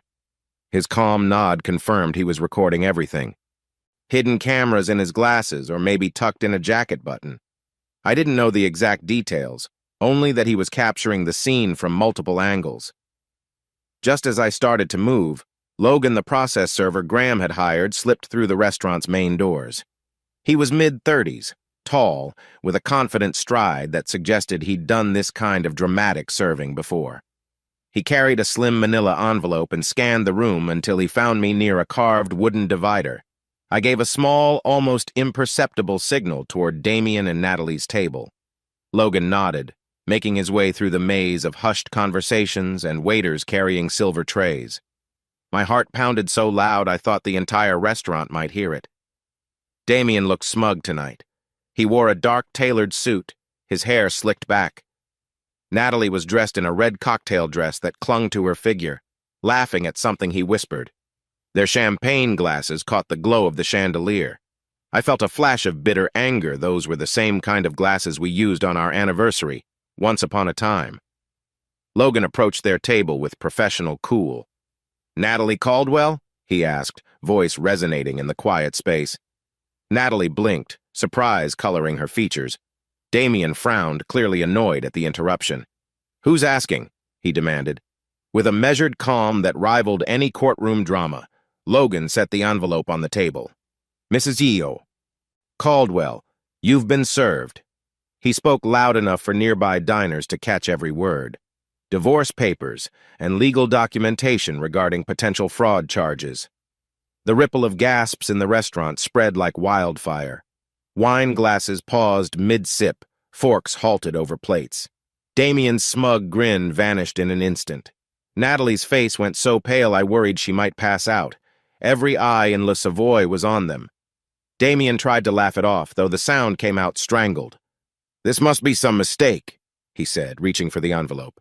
But Logan held up a hand. "This is for Natalie Caldwell alone," Logan said, voice firm. "And it references charges against both you and Mrs. Caldwell for illegal financial activities. I suggest you read it carefully." A hush fell, and I slipped a little closer, close enough to see Natalie's hands shake as she touched the envelope. Her eyes darted around, searching until they landed on me. The moment our gazes locked, my chest felt like it was caving in.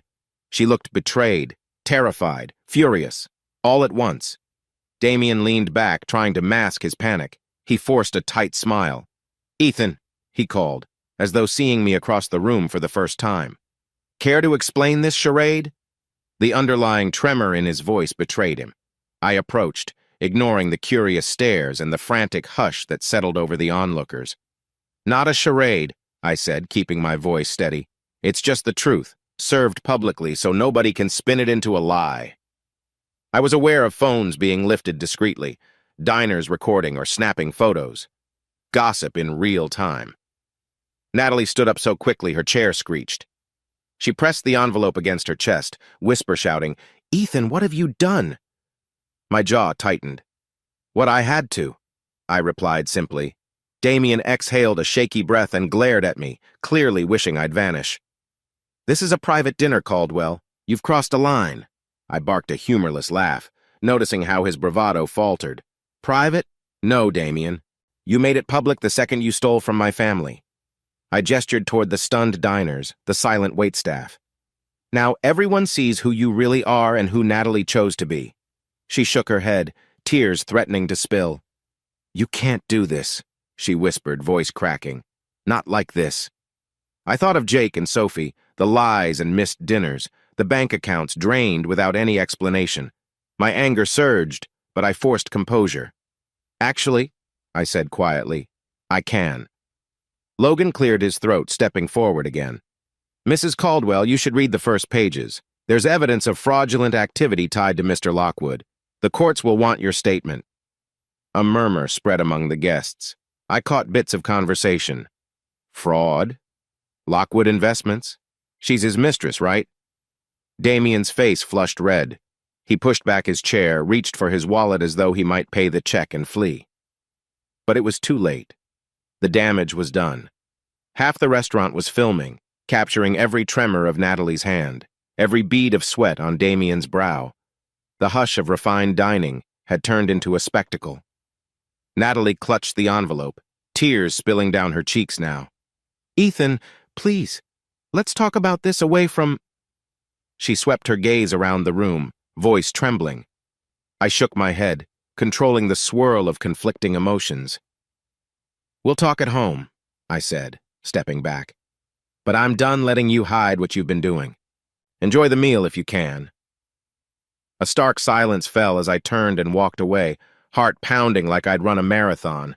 My hands were shaking, adrenaline surging. Just outside the restaurant, Marcus intercepted me, a sympathetic gleam in his eye. "Got it all on camera," he confirmed in a low voice. "You okay?" I swallowed hard, unsure if I felt triumphant or absolutely wretched. "I don't know," I admitted, "but it's done." My gaze drifted back through the glass doors, where I could see Damien furiously whispering at Natalie, and Natalie slumping into her seat, face in her hands. Marcus gave my shoulder a light squeeze. "Come on, let's go," he said gently. "We've got what we needed." I let him guide me toward the parking lot, every step feeling heavier, like my shoes were made of lead. The night air was cool against my burning cheeks. In the distance, Denver's skyline glowed with indifferent beauty, as if this big, messy drama were just another story playing out among the city's millions of lives. At least now my story had swung into the final act. Public ambush, mission accomplished, but the fallout had only just begun. I drove home on autopilot, numb from what had just happened at the restaurant. The city lights blurred as I made my way through quiet streets. By the time I reached the house, my heart was still thudding with leftover adrenaline. Inside, the living room felt eerily silent. The kids were both upstairs, Jake in his room doing homework, or maybe scrolling through social media, Sophie probably reading or tinkering with her latest science project. They had no clue that I'd just set a bomb off in our lives. I braced myself. Natalie would show up eventually in whatever emotional state the confrontation had left her. Part of me dreaded it. Part of me needed it. I checked my phone, half expecting a dozen missed calls, but it was blank. The clock read 10:46 p.m. Each minute crawled like an hour. Finally, close to midnight, the door swung open. Natalie appeared, eyes red and puffy, makeup smeared from tears. She stepped inside like a wounded animal, glancing around as if the house no longer felt like home. She shut the door softly, meeting my gaze with a mix of anger and desperation. "We need to talk," she croaked, her voice raw. I nodded, my arms folded over my chest. "Yeah," I said quietly. "We do." She crossed the room, dropping her purse on the couch. "How could you humiliate me like that?" she demanded, tears threatening to spill again. In front of everyone, Ethan, people were recording us. It'll be all over social media. I bit back the urge to snap. How could I not? I replied, voice tight. You've been lying for months, hiding money, meeting Lockwood at hotels, forging investment documents, and you expected me to just keep it quiet? She closed her eyes, trembling. Look, it wasn't supposed to go this far. Damien said it was a sure thing that we'd earn a huge return. It was just an investment, I swear. I let out a bitter laugh. Sure, because the candlelit dinners and secret rendezvous looked real professional. Don't insult my intelligence. Her eyes flashed with defiance. I was lonely, okay? You were always working, always wrapped up in your construction projects, never home. Damien listened. He made me feel alive. Her voice cracked on that last word. Alive? I repeated, scoffing. You think your betrayal is justified because I was working to provide for us? Because that's what it was. Betrayal of me, of our kids. At the mention of the kids, she visibly shrank. Where are they? Asleep, I answered coolly. And if they heard anything, they're pretending not to. They've seen enough already. She put a hand to her forehead, pacing in front of the couch. Ethan, I never meant to hurt the kids. Her eyes welled up. I just got carried away.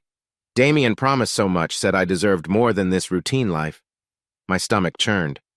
Well, now he's trying to distance himself from you the moment things got real, isn't he? She swallowed, confirming my suspicion. He said I should handle my personal affairs, that he can't have negative publicity right now. A shaky breath escaped her. He left me in the restaurant parking lot. I felt a pang of grim satisfaction. Good, I said.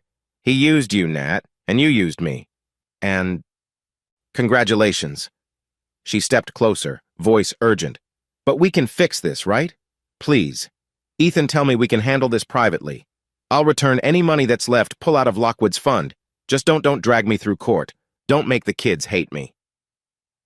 My jaw locked. I remembered the signatures I'd seen, the secret accounts uncovered by Marcus, the tears in Jake's eyes as he realized his mom was never really at girls' night. You think this is just about money? I asked, my tone flat. We're way past that. I filed for divorce and you're facing fraud allegations. That's your reality now. She let out a stifled sob, tears rolling down her cheeks. Ethan, please. I beg you don't do this publicly. Our children. At that moment, footsteps thudded on the stairs. Jake appeared at the edge of the living room wearing sweatpants and a hoodie. He looked at Natalie, then at me, his expression stormy with betrayal. Mom, he said, voice rough. I saw you. With him. His words hung in the air, accusing. Natalie's face crumpled. Jake, He threw up a hand, cutting her off. I saw you weeks ago at the mall parking lot. I didn't say anything because I didn't want to believe it. But now, his voice shook with anger. Dad was right about you.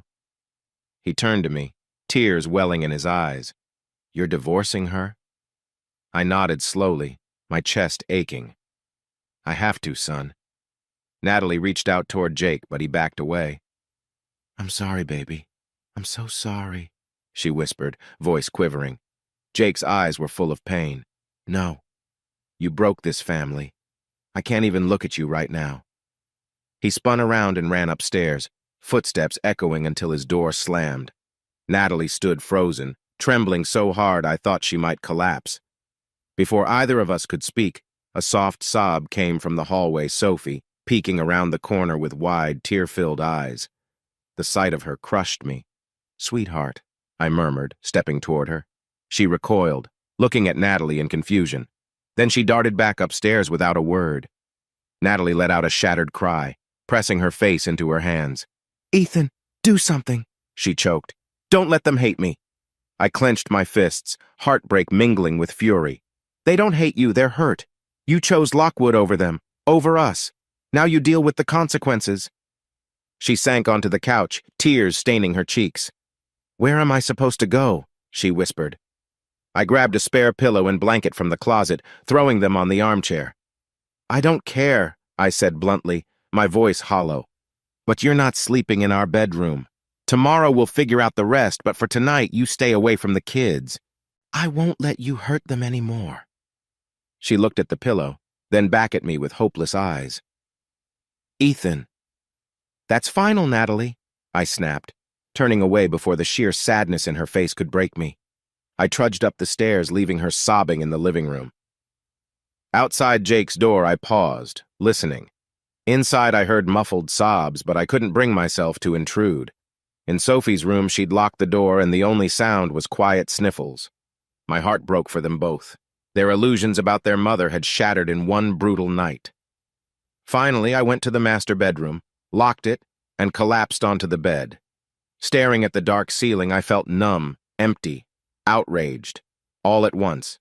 The confrontation was over. Natalie was out, whether she admitted it or not.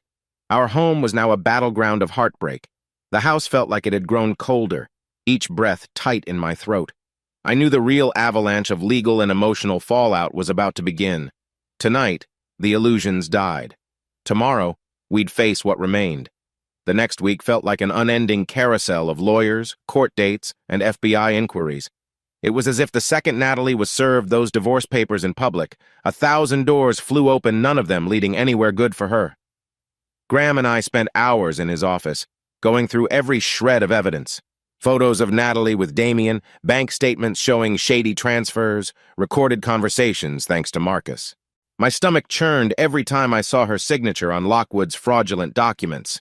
It was like a neon sign screaming complicit. A few days into the madness, I found myself sitting in a cramped waiting area at the Denver family court. Plastic chairs lined the walls, and a stale coffee machine hissed in the corner. Parents, attorneys, and clerks bustled around, each carrying their own brand of heartbreak. I clutched a folder of paperwork, my knuckles white. Natalie arrived with a lawyer I'd never seen before, a middle-aged woman who looked both sympathetic and frazzled. Natalie herself looked worn, eyes rimmed with dark circles. She didn't meet my gaze as she took a seat on the opposite side of the room. I caught a glimpse of Jake glaring at her before shifting closer to me, while Sophie clung to my arm like a lifeline. When we were called into a small, fluorescent-lit hearing room, the tension was suffocating. The judge was an older man, glasses perched on the tip of his nose. Graham laid out the case for temporary full custody in a calm, methodical manner. He cited Natalie's involvement with Damien Lockwood, the suspicious bank records, the risk of further financial damage, and then he explained how my children felt betrayed, unsafe in their mother's care. Natalie's lawyer tried to protest, pointing out that nothing was proven in criminal court yet. But then Graham dropped the final bombshell, Natalie's own signatures on questionable investment agreements documents we had in black and white. I watched the judge's expression harden as he flipped through each piece of evidence, including screenshots of text messages between Natalie and Lockwood discussing money transfers. The entire room felt like it had no oxygen.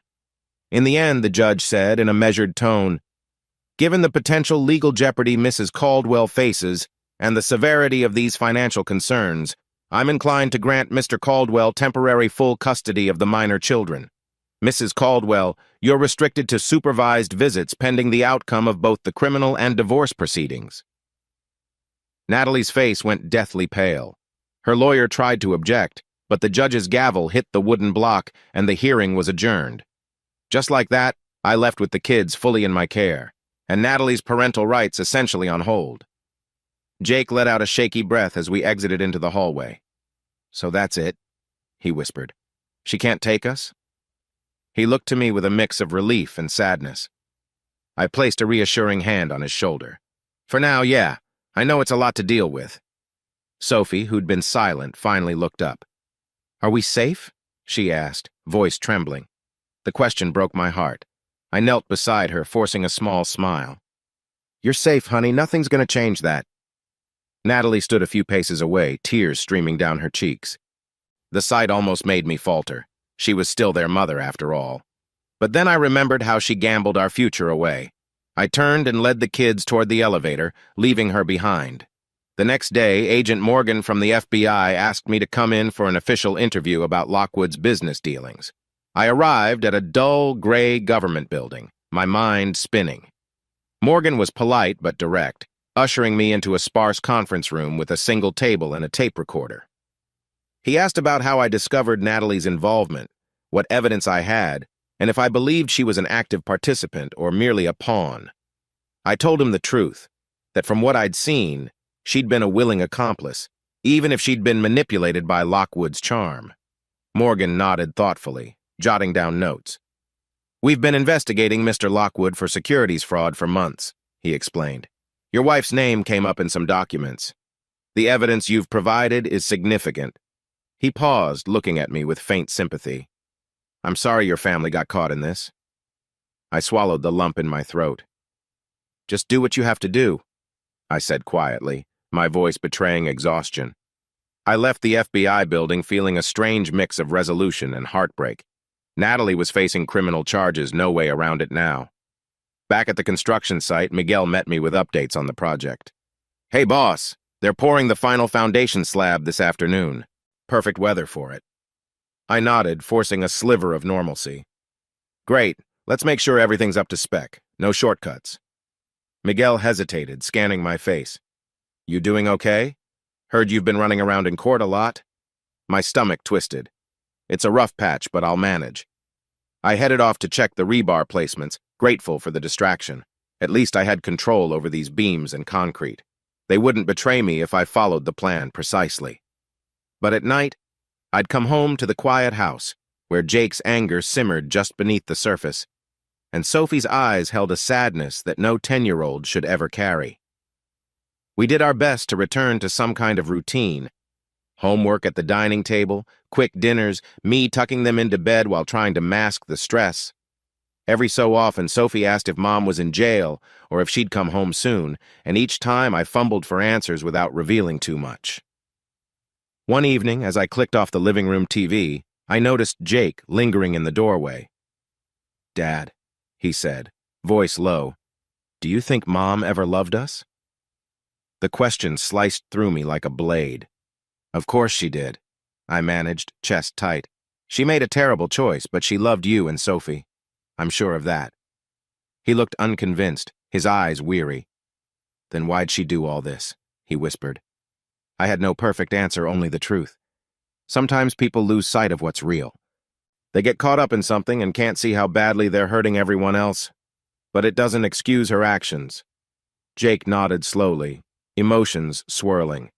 "Thanks, Dad," he said at last, then disappeared upstairs. Later that night, I reclined on the couch alone, phone buzzing with messages from Graham updating me on the custody paperwork. My mind drifted to Natalie, her tear-stained face at the courtroom, the hollow look in her eyes when the judge stripped her of custody. She was effectively destroying herself, and there was nothing left to save. I felt vindication, yes, but also an ache I couldn't name. At least now, I had clarity. The courts recognized her danger to our children. The FBI saw her signature on fraudulent documents, and the world knew she'd chosen Lockwood over her own family. The consequences she faced were on her, not me. I stared at the dark ceiling until the early hours, sleep refusing to come. There was no turning back. The legal backlash was in full swing, and it was sweeping Natalie away in its undertow. The days blurred into weeks. Each morning I'd wake to the muted dawn light filtering into the Caldwell house, a house that felt emptier than ever, even with me, Jake, and Sophie trying our best to fill it with normalcy. Natalie was gone, allowed only supervised visits under strict conditions, though she hadn't requested any yet.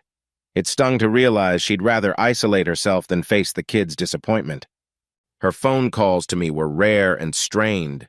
On the few she made, she mostly begged for updates on Jake and Sophie, or pleaded for me to talk to her lawyer about leniency. I refused to engage beyond polite acknowledgments. At night, Sophie would peek out her bedroom window as if half expecting her mom to pull into the driveway. Sometimes I found her clutching the old family photo album, tears drying on her cheeks. For Jake, anger smoldered into a quiet resentment. He immersed himself in basketball drills, refusing to speak his mother's name. I tried to keep everything else afloat. I drove Jake to practice, cheered at his weekend scrimmages. For Sophie, I researched a new science kit she wanted, something about building a miniature robot. We ordered takeout on Fridays, watched old sitcoms when we could muster the mood. Still, an invisible fracture ran through our home. We were functioning, but the pieces were loosely held together by routine, not genuine joy. One chilly evening, I wandered into Sophie's room to find her struggling with the solar system model she'd made months ago. Planets dangled from wires above a foam board. Several had popped off, rolling under the desk. She glanced up at me, tears brimming. "Dad, I can't get them to stay," she murmured, frustration quivering in her voice. "They keep falling off." Kneeling beside her, I carefully retrieved the foam planets, handing them back. "Let me help," I said softly. We worked in silence, realigning Jupiter's orbit, securing Saturn's rings, pressing Neptune back into place. Each planet required a careful balance, a steady hand. After a while, Sophie sniffed. "It's like our family," she whispered. Everything fell apart. My chest tightened. "We'll fix it," I said, though I knew it was more about building something new than restoring the old. When we finished, she leaned her head against my shoulder.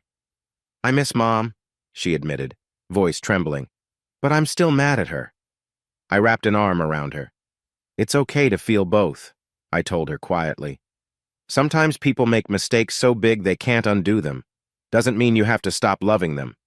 But it also doesn't mean you have to pretend it's all fine." She nodded, eyes downcast. "Will she go to prison?" The question sent a surge of pain through me. "I don't know," I answered honestly. "There's going to be a hearing soon. Your Uncle Graham says the FBI has a strong case." "Maybe she won't," Sophie whispered, but the uncertainty in her voice was plain. A few days later, I was in the backyard, absently raking leaves. My phone buzzed. Graham's name lit up the screen. "Hey," I answered. He sounded subdued. "Got some news. The FBI is finalizing charges against both Lockwood and Natalie. Word is, they're aiming to move this quickly. No one wants this lingering in the press. I've heard whispers they'll offer Natalie a plea deal if she testifies against Lockwood." I let the rake sag in my grip, a swirl of conflicting emotions churning inside. So she could cooperate and reduce her sentence? "That's how it usually goes," Graham said. "But it'll still mean criminal charges. She could be looking at time or at least probation, depending on how deep Lockwood's fraud runs." My thoughts flew to Jake and Sophie, how a prison sentence might devastate them. But then I recalled Natalie's eyes when she signed those shady agreements, ignoring every vow we'd made. I sighed. "It is what it is," I murmured. "So what's next?" "Next, we wait for the official indictment," Graham replied. "Then we prep for a sentencing hearing if she pleads. The family court situation stands. You maintain custody, and she's basically cut off, pending the outcome." I mumbled a thanks, ending the call with a heavy heart. The leaves in the yard rustled under a cold wind, mirroring my unease. Sentencing. For months, I'd been dismantling the life Natalie and I shared, piece by piece, fueled by her betrayal. Now, the final blow was imminent. A part of me felt grim satisfaction she was facing consequences. Another part felt hollow, wondering how we ever got here. Later that evening, Jake retreated to his room with a plate of takeout chicken nuggets, ignoring my attempt at conversation. Sophie half-watched a cartoon, but her eyes kept drifting to the front door. I flicked off the TV and sank into an armchair, lost in thought. My phone buzzed again. Another text from Graham. "Indictment likely next week. Be prepared. She might reach out. Be prepared." 2 words that captured how I'd lived these past weeks, always ready for the next legal earthquake, the next wave of emotional fallout. I glanced at the dark windows, imagining Natalie alone somewhere, facing the reality of her choices. I got up, checked on the kids one more time, then went to my bedroom. Everywhere I looked, signs of her absence stared back. The empty closet space, the untouched vanity. A thick silence cloaked the house, so different from the warm noise we once had. As I settled into bed, I thought about that phrase I used to use at the construction site. Measure 3 times, cut once. I'd spent so much time measuring every angle of Natalie's betrayal, so sure I had to cut her out. Now that it was done, what remained was the shaky aftermath. Jake and Sophie were holding together, but they had bruises in their hearts that might never fully fade. My phone buzzed again this time, a text from an unknown number. The message was short. "Please tell the kids I love them. I'm so sorry. Natalie." I stared at it for a long moment, no immediate reply forming. Then I powered my phone off. She'd had plenty of chances to show her love before. Now all that remained was the slow drift to her sentencing, where the world would decide her fate. I shut my eyes, exhaustion pressing down. The house felt like it was breathing around me, the pipes humming, the walls settling. In the silence, I realized we'd finally reached the end of her illusions and, in a way, the end of mine. There was no more defending Natalie, no more waiting for her to choose us. She'd chosen her path. A bitter calm filled me. The demolition was done, the structure of our marriage in ruins. All that was left was the quiet countdown to the legal conclusion. I might have felt relief if it weren't overshadowed by the weight of what we'd lost. Somewhere in the distance, a siren wailed, cutting through the night, then faded into silence. I lay there until the darkness became all-consuming, my mind drifting between sorrow and grim acceptance, indictment, sentencing. We were on the final approach to the end of Natalie's life as she knew it, and possibly the start of something else for me and the kids. Even if that something was just the echoing quiet of a shattered family trying to rebuild. The air in the federal courthouse felt cold against my skin, despite the crush of bodies lining the halls. I'd been here before for custody hearings, stale coffee, uncomfortable benches, bailiffs directing traffic. But this was different. Natalie and Damien were set to face formal fraud charges. I stood at the far end of the corridor, scanning the crowd with a tightness in my chest. Reporters, minor officials, random onlookers milled around, waiting for the case to be called. I spotted a familiar face, Agent Morgan, the FBI investigator who'd interviewed me about Lockwood's shady operations. He caught my eye, offering a cordial nod, then disappeared into a side room. Taking a breath, I turned to see Graham, my brother and attorney, approach with a file tucked under his arm. "You ready?" he asked quietly. "I'm here," I managed, which was the best I could do. We slipped through the double doors into a courtroom with wood-paneled walls, harsh fluorescent lights, and rows of pew-like seating. I slid onto a bench near the front, wanting a clear view. I recognized a few suits from Lockwood's company, perched tensely on the left side. None returned my glance. Eventually, Natalie and Damien were escorted in by two separate lawyers. Natalie wore a modest black skirt and blazer less polished than she used to be, and definitely a far cry from the glamorous dresses she'd flaunted with him months ago. Damien looked smooth as ever, though the dark circles under his eyes hinted at sleepless nights. They took their seats at the defense tables, not even sparing each other a glance.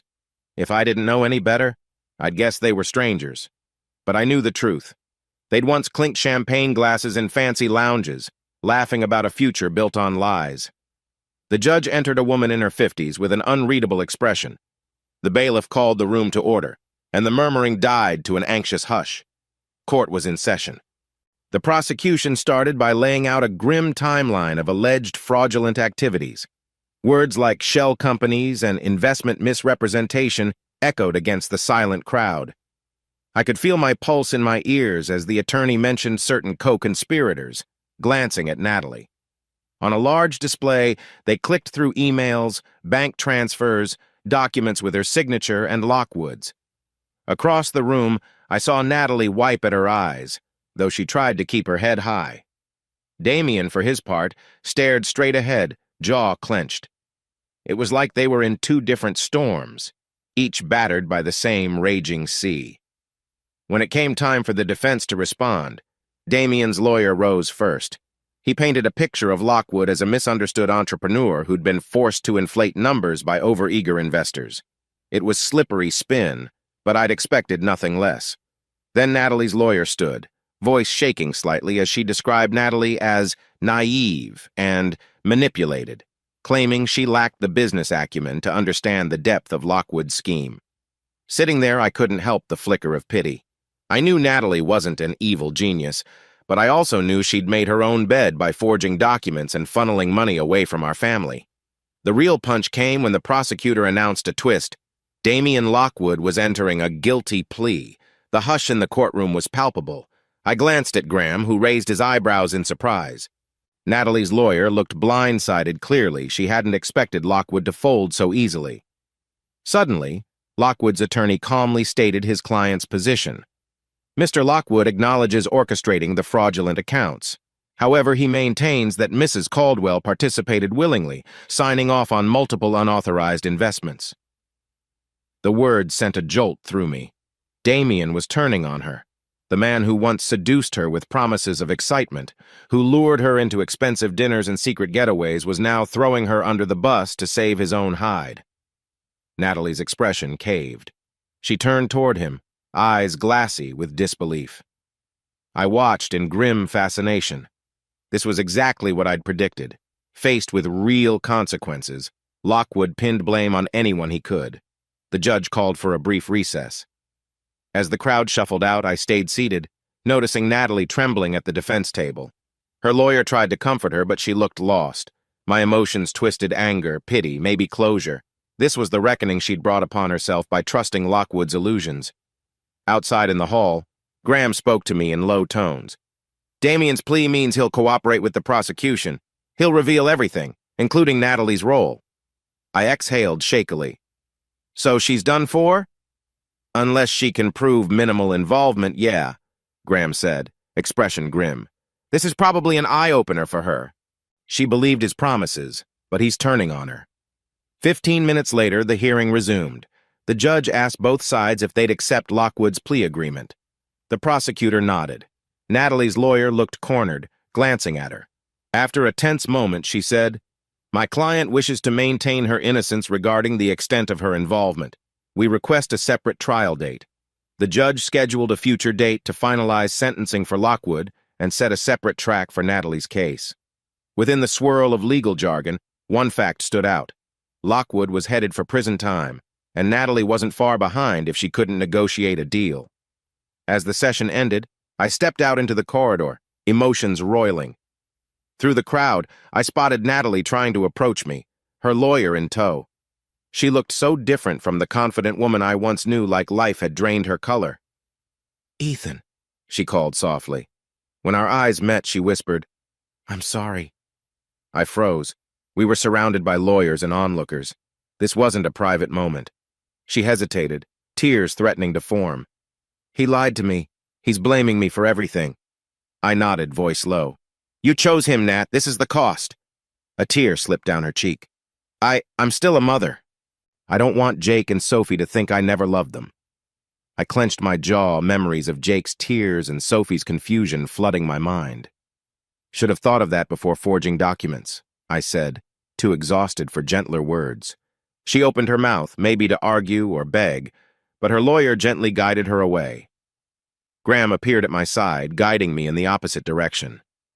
Come on, he murmured. Nothing more to do here. We pushed through the crowd, the fluorescent lights turning everyone's faces pale. Reporters snapped photos, clamoring about Lockwood's guilty plea and Natalie's future charges. I ducked my head, ignoring them. In the parking lot, I leaned against my truck, letting the crisp Denver air wash over me. The hearing was done, but the echoes of that courtroom lingered. Damien's betrayal, Natalie's tears, the finality of her downfall. Graham placed a hand on my shoulder. You okay? Yeah, I lied. Just need some air. He nodded, understanding. We'll talk later. Hang in there. Once alone, I stared at the looming courthouse building, the reality sinking in deeper. My ex-wife in the making was facing federal charges, not just divorce court. Damien's confession hammered the last nail into their illusions. I slid into my truck, keys clutched in trembling hands. This was the moment, I realized, when anger shifted to something else, a complicated pity for Natalie, who'd risked everything for a con man and now had nowhere to turn. Still, a flicker of closure took shape inside me. The woman who betrayed me was finally seeing the truth of her choices, and I was free to move forward, however painful it might be. I started the engine, pulling out of the parking lot with a heavy heart. Courtroom reckoning had come and gone, leaving me with a swirl of conflicting emotions, anger, pity, and an odd sense of finality. I had no idea what awaited me back at home with the kids, but at least one thing was clear. The life I used to have was gone, and there was no turning back. When I got back to the Caldwell house, late afternoon sun stretched across the living room floor. Jake was sprawled on the couch, flipping through channels with little interest, while Sophie sat at the dining table, idly doodling in her sketchbook. Tension hung in the air, subtle but tangible. Jake glanced up, remote in hand. "How did it go?" he asked, voice taut. I took a moment before responding. "Lockwood pled guilty. He's pinning a lot on your mom." Sophie's pencil stilled. "So Mom's in trouble, isn't she?" A pang jabbed my chest. "Yeah, sweetheart, she's facing charges." Jake clicked off the TV, dropping the remote onto the couch. "Serves her right," he muttered. But there was little triumph in his voice, just a dull ache. Sophie got up from her chair, crossing the room with tentative steps. "Does that mean she might go to jail?" Her question lingered, stinging the air. "Possibly," I said softly. "We won't know until the sentencing, or if she goes to trial." Jake ran a hand through his hair in frustration. "Great," he said bitterly. "So we're the family of a criminal." I swallowed the urge to defend Natalie because I couldn't. "It's not about labels, Jake," I murmured. "She made terrible decisions. Now she has to face the consequences." Sophie's eyes misted. "I miss her, even if she messed up," she whispered. "Is that bad?" Instantly, I pulled her into a hug. "No, it's not bad. You can love someone and still be hurt by what they did." She pressed her face into my shoulder, and I felt her trembling. "I wish she never met that man." Jake, arms folded, stared at the floor. I don't know if I even want to see her again," he admitted, voice cracking. "Not after everything." A silence fell, heavy with raw emotions. Finally, I guided them both to the couch, heart pounding as I tried to figure out the right words. "Look," I began softly. "Your mom called me a few days ago. She asked about you two. She said she's sorry." Jake's jaw tightened. "Sorry, that doesn't fix anything." Sophie sniffled. "Can we see her, or no?" Her question echoed. I thought about the sentencing, the possibility that Natalie might reach out for a final meeting. Did I want them to see her, let alone talk to her? My protective instincts screamed no, but a quieter voice reminded me that sometimes closure was necessary. I sighed. "It's up to you. Legally, she only has visitation if she arranges supervised contact, but we can figure something out if you both want it. I won't force you." Jake scoffed. Blinking away tears he refused to let fall. "I'm good. She chose Lockwood over us." Sophie's gaze flickered between me and Jake. I don't know. Maybe I want to tell her how hurt I am, but I'm scared." My chest tightened. "We can take it slow. You don't have to decide right now."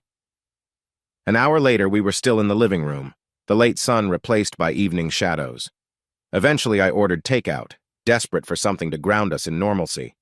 We ate quietly around the coffee table, Jake picking at his burger, Sophie stirring her milkshake without enthusiasm. Halfway through dinner, my phone pinged a news alert. I glanced down. Local tech mogul pleads guilty to fraud.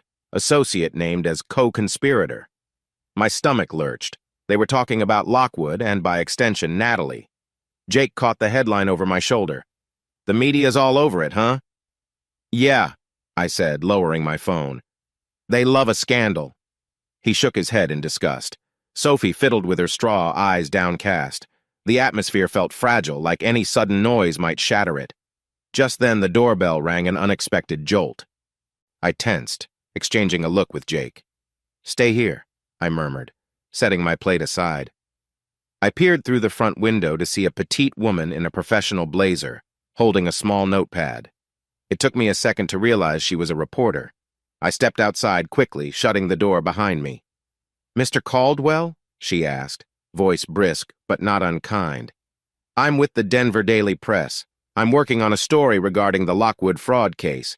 Do you have any comment on your wife's involvement?" A flush of anger heated my skin. "No comment," I said curtly. She tried again. "Sir, sources say you filed for divorce after discovering the fraud. Is there anything you'd like to say maybe about how it affects your family?" I forced myself to remain calm. "We're dealing with enough without the press. Please respect our privacy." Her face fell slightly. "Understood." She passed me a business card. "If you ever change your mind—" "I won't," I cut in, then stepped back. closing the door firmly. When I turned around, Sophie and Jake peered from the hallway. Their apprehensive gazes told me they'd heard enough to realize the outside world was intruding on our private nightmare.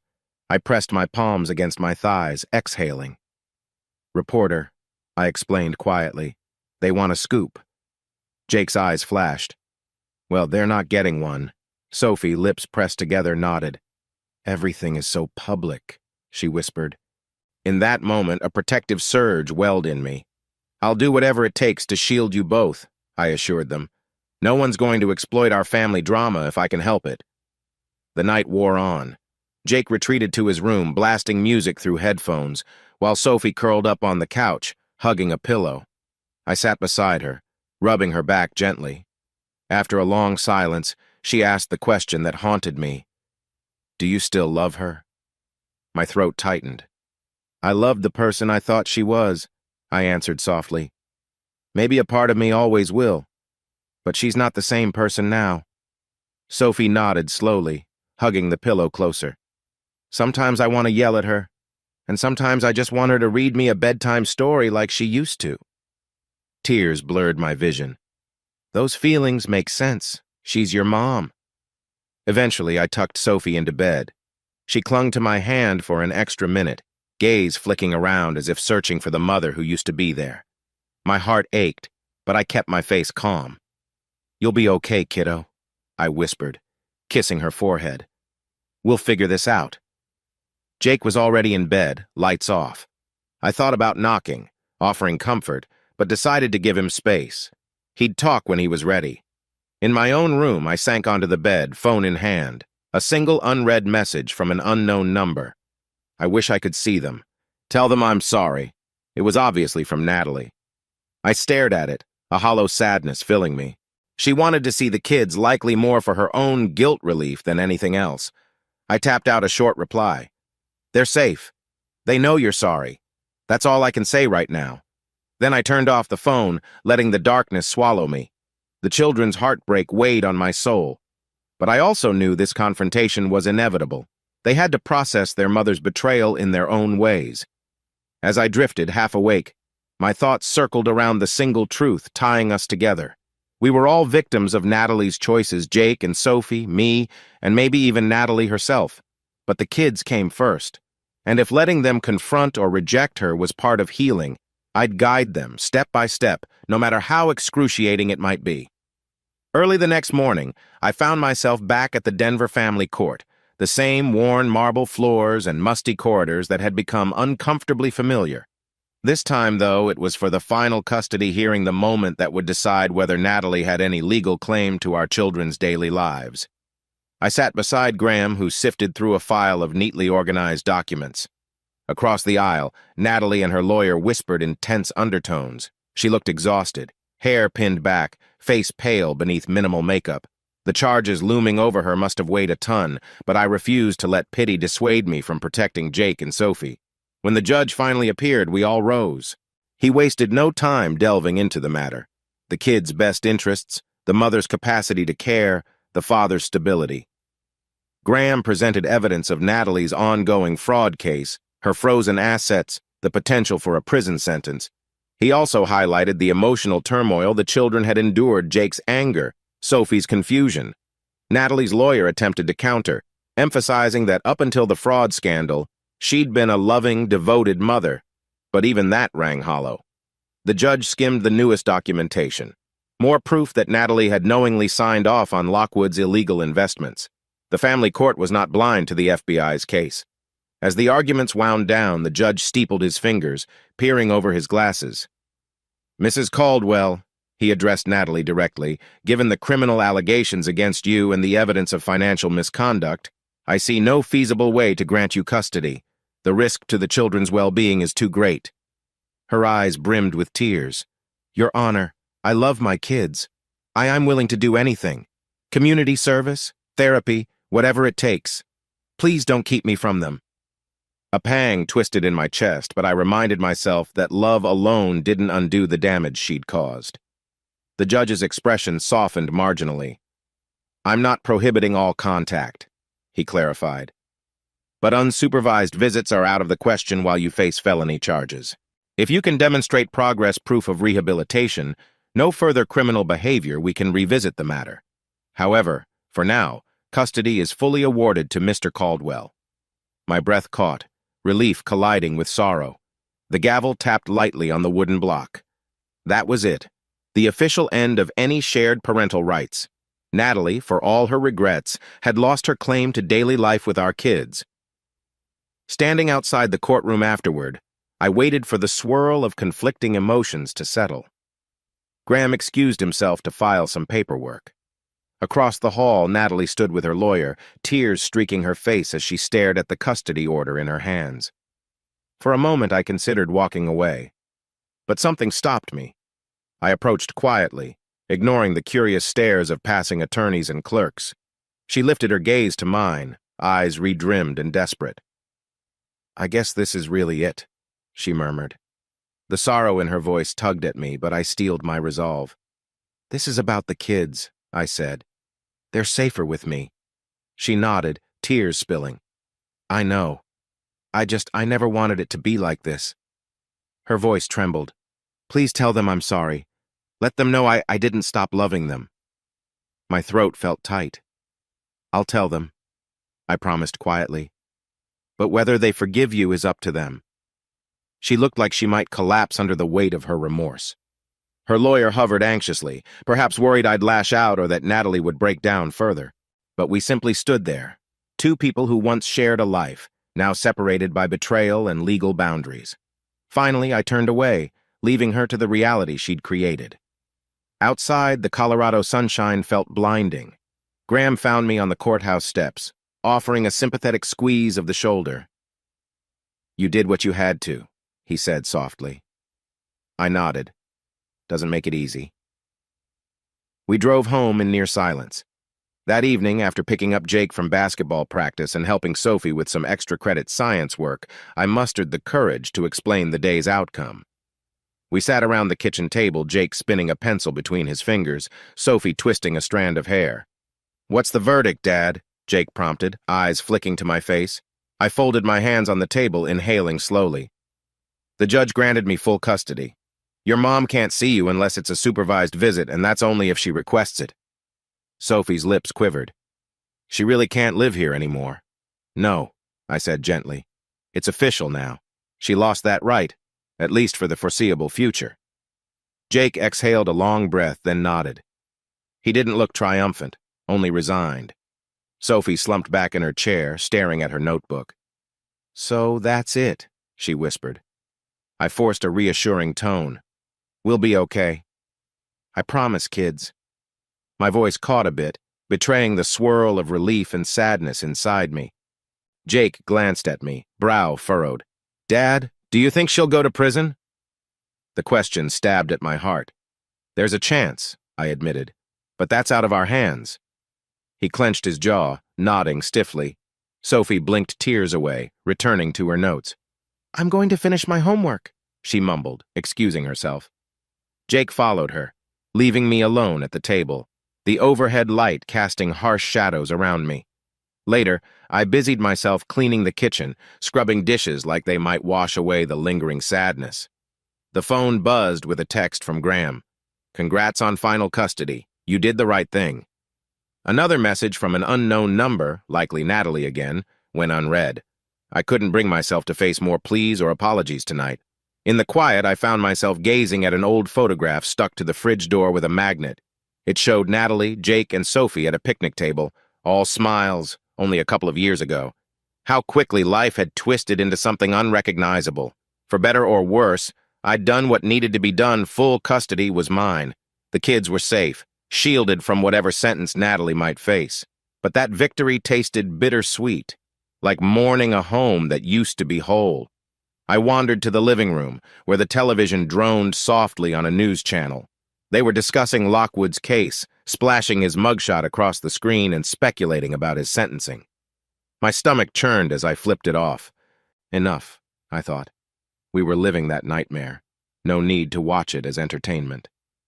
Sinking into the couch, I let my eyes close, the day's tension settling like a heavy cloak.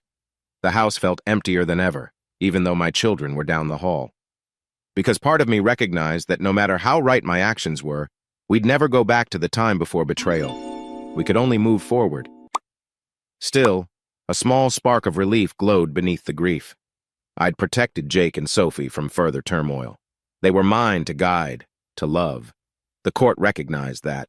No one, not Natalie, not Lockwood, not the press, could take them now. I lingered in that thought, clinging to the hope that from this point on, we could rebuild something stable, even if it was just the three of us. In the hush of the living room, I felt the first faint stirrings of acceptance. Sometimes demolishing a cracked foundation is the only way to set new footing. And that, at least, was a truth I knew how to handle. I was in the break room at the construction site, sipping a strong cup of coffee with Miguel, when the television on the wall flashed a breaking news banner. Both of us paused, drawn by the urgent tone of the news anchor's voice. "Authorities have confirmed the FBI's raid on Lockwood Tech's main offices early this morning," she announced. "Founder Damian Lockwood, already awaiting formal sentencing for fraud, is said to be cooperating with investigators. We have unconfirmed reports that multiple senior staff are also under scrutiny." Miguel let out a low whistle. "Damn," he said. "Looks like the empire's crumbling." I swallowed hard, memories cascading. Natalie's bright eyes whenever she mentioned investments, the half-hidden receipts from Lockwood's fancy restaurants, the swirl of champagne they shared as they toasted their illusions. Now it was all on national TV, the final public downfall of a con artist who'd ripped my family apart. My phone buzzed with a text from Graham. "Lockwood Tech is done. If you're near a TV, watch." I glanced at Miguel and gave a short nod. "Guess we're seeing it live," I muttered. The news cut to footage of men in suits, likely federal agents, carrying boxes out of the sleek Lockwood Tech building. The reporter's voiceover explained that assets were being seized, records confiscated. The anchor added, "This marks a spectacular collapse for a once promising tech startup." Miguel turned to me, eyebrows raised. "Must feel kinda good to see him go down after all he's done." I managed a stiff nod. "It does," I admitted, "but it's complicated." He clapped a hand on my shoulder gently. "Boss, you went through hell because of that creep. A little satisfaction is allowed." I exhaled, the tension in my chest easing slightly. "Yeah, maybe," I said quietly, draining the last of my coffee. "Let's get back to work." Outside, the sun was bright on the newly poured concrete slabs. I inspected them with Miguel, triple-checking rebar spacing, measuring slump tests, methodically verifying every step. The rote tasks helped me focus on something grounded, a reminder that not everything collapses if built with integrity. By midday, the site's portable TV crackled with further updates. Lockwood Tech's CFO was under arrest. Half the board of directors had resigned. The entire structure of his empire was disintegrating like rotted wood under pressure. I caught glimpses of headlines while rushing to coordinate tasks, a surreal background hum to my day. Finally, around 3 p.m., I found a moment to breathe and sank into the site office chair. Flicking on the TV, I watched a final segment summarizing the meltdown. Damian Lockwood's downfall is nearly complete. He'll face formal sentencing soon, and experts predict a lengthy prison term. Part of me wanted to cheer. He'd used my wife, destroyed my marriage, and threatened my family's future. But as the anchor moved on to mention co-conspirators, including an alleged accomplice named Natalie Caldwell, my throat constricted. Even with Lockwood's empire in shambles, the repercussions for Natalie and for Jake and Sophie would reverberate. The door creaked, and I looked up to see Miguel entering. "Did you hear?" he asked gently. "The guy's indicted on multiple counts. From what the crew is saying, he won't see daylight for a long while." "Good," I replied, voice subdued. "He deserves it." Miguel studied me, arms crossed. "You okay, boss?" I forced a small smile. "It's just we're done. The revenge is complete. The meltdown is public, but it doesn't bring back what I lost. Doesn't make the kids forget." My voice wavered slightly, betraying the swirl of emotions. He nodded, sympathy in his eyes. "I get that. But you protected them. And you—" He paused, choosing his words carefully. "You stood tall in this whole mess. That counts for something." A flicker of gratitude for Miguel's unwavering support passed through me. "Thanks," I said quietly. It's good to have one stable foundation in my life, I quipped, though my heart was heavy. Just then my phone rang. Graham again. Hey, I answered, stepping outside to get away from the noise of a concrete mixer. You see the raid footage? He asked, an edge of excitement in his tone. Yep. Looks like Lockwood Tech is no more. Graham breathed out, a mix of relief and finality. Thought you'd appreciate the closure, he said. Then softer. You did it, Ethan. You got justice for yourself, for the kids. Lockwood's empire is dust. A wave of emotion surged up. I know, I murmured. Thanks for standing by me. We made small talk about the next steps, still a sentencing hearing ahead, likely a date for Natalie's final outcome. But the biggest threat to my finances and the kids' security was gone. I ended the call with a quiet sense of finality. Driving home that evening, I couldn't stop replaying news clips in my mind. Men carting out Lockwood Tech's records in boxes, stark reflections of the heartbreak those documents had caused. But I also felt the weight of something lifting from my shoulders. At the Caldwell house, Jake was hunched over a textbook, while Sophie tinkered with a small robotic kit I'd ordered online. I ruffled Jake's hair as I passed, and he offered a half smile. We learned about companies going bankrupt in economics class, he said pointedly, referencing Lockwood's meltdown. Guess that's what happened, huh? I sat on the couch, motioning him to join me. Yeah, it is, I said. Lockwood lost everything. He nodded, fiddling with the corner of his book. Good, he said quietly, echoing Miguel's earlier sentiment. But there wasn't glee, just a calm acceptance. Sophie hopped over, robot arms clacking in her hands. Dad, the news says Mom's name was on some documents, she said in a small voice. My stomach twisted. Even on the local channels, Natalie Caldwell was a footnote in the Lockwood saga. Yeah, I confirmed gently. Her name is out there. But let's not worry about that tonight. We can watch a movie, maybe order pizza. How does that sound? They both agreed. After placing a pizza order, I slipped into the kitchen, letting the hum of the dishwasher and the swirl of everyday tasks ground me. The TV in the living room was muted, cycling through headlines about Lockwood's crash and burn story. I turned the volume up just a notch, enough to hear that final condemnation. Experts say Lockwood Tech's downfall is one of the most dramatic in Denver's recent history. So that was that. The downfall. My revenge, in a sense, was complete. The man who tore my life apart had been destroyed by his own greed. And with the court awarding me full custody, Natalie had no power to harm the kids anymore. Yet as I stepped back into the living room and saw Jake scrolling on his phone, Sophie tinkering with her robot, I felt only a calm sadness. The best part of the evening was the normalcy we carved out an ordinary night with pizza and a movie, a world in which Lockwood and Natalie were just names on the news, distant echoes of a tragedy we survived. When the pizza came, we settled in for a light-hearted comedy on TV. The laughter was tentative but real, a sign we were learning to breathe again. Halfway through the film, Jake looked at me from his spot on the armchair. Dad, he said softly. Yeah? Thanks for everything. I know this was hard for you too. My throat tightened.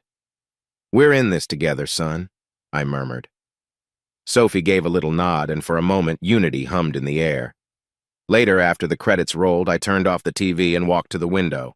Outside, the sky was dark, the city lights twinkling. My phone vibrated. A last news alert about Lockwood's indicted partners. I powered it down. Enough was enough. Miguel's words echoed in my mind. You built a new foundation. He was right. The old structure of my life had collapsed, but I'd saved what truly mattered: my kids, their futures, and maybe some piece of my own soul. The demolition was done. Now it was time to look ahead beyond the rubble toward what I could build next.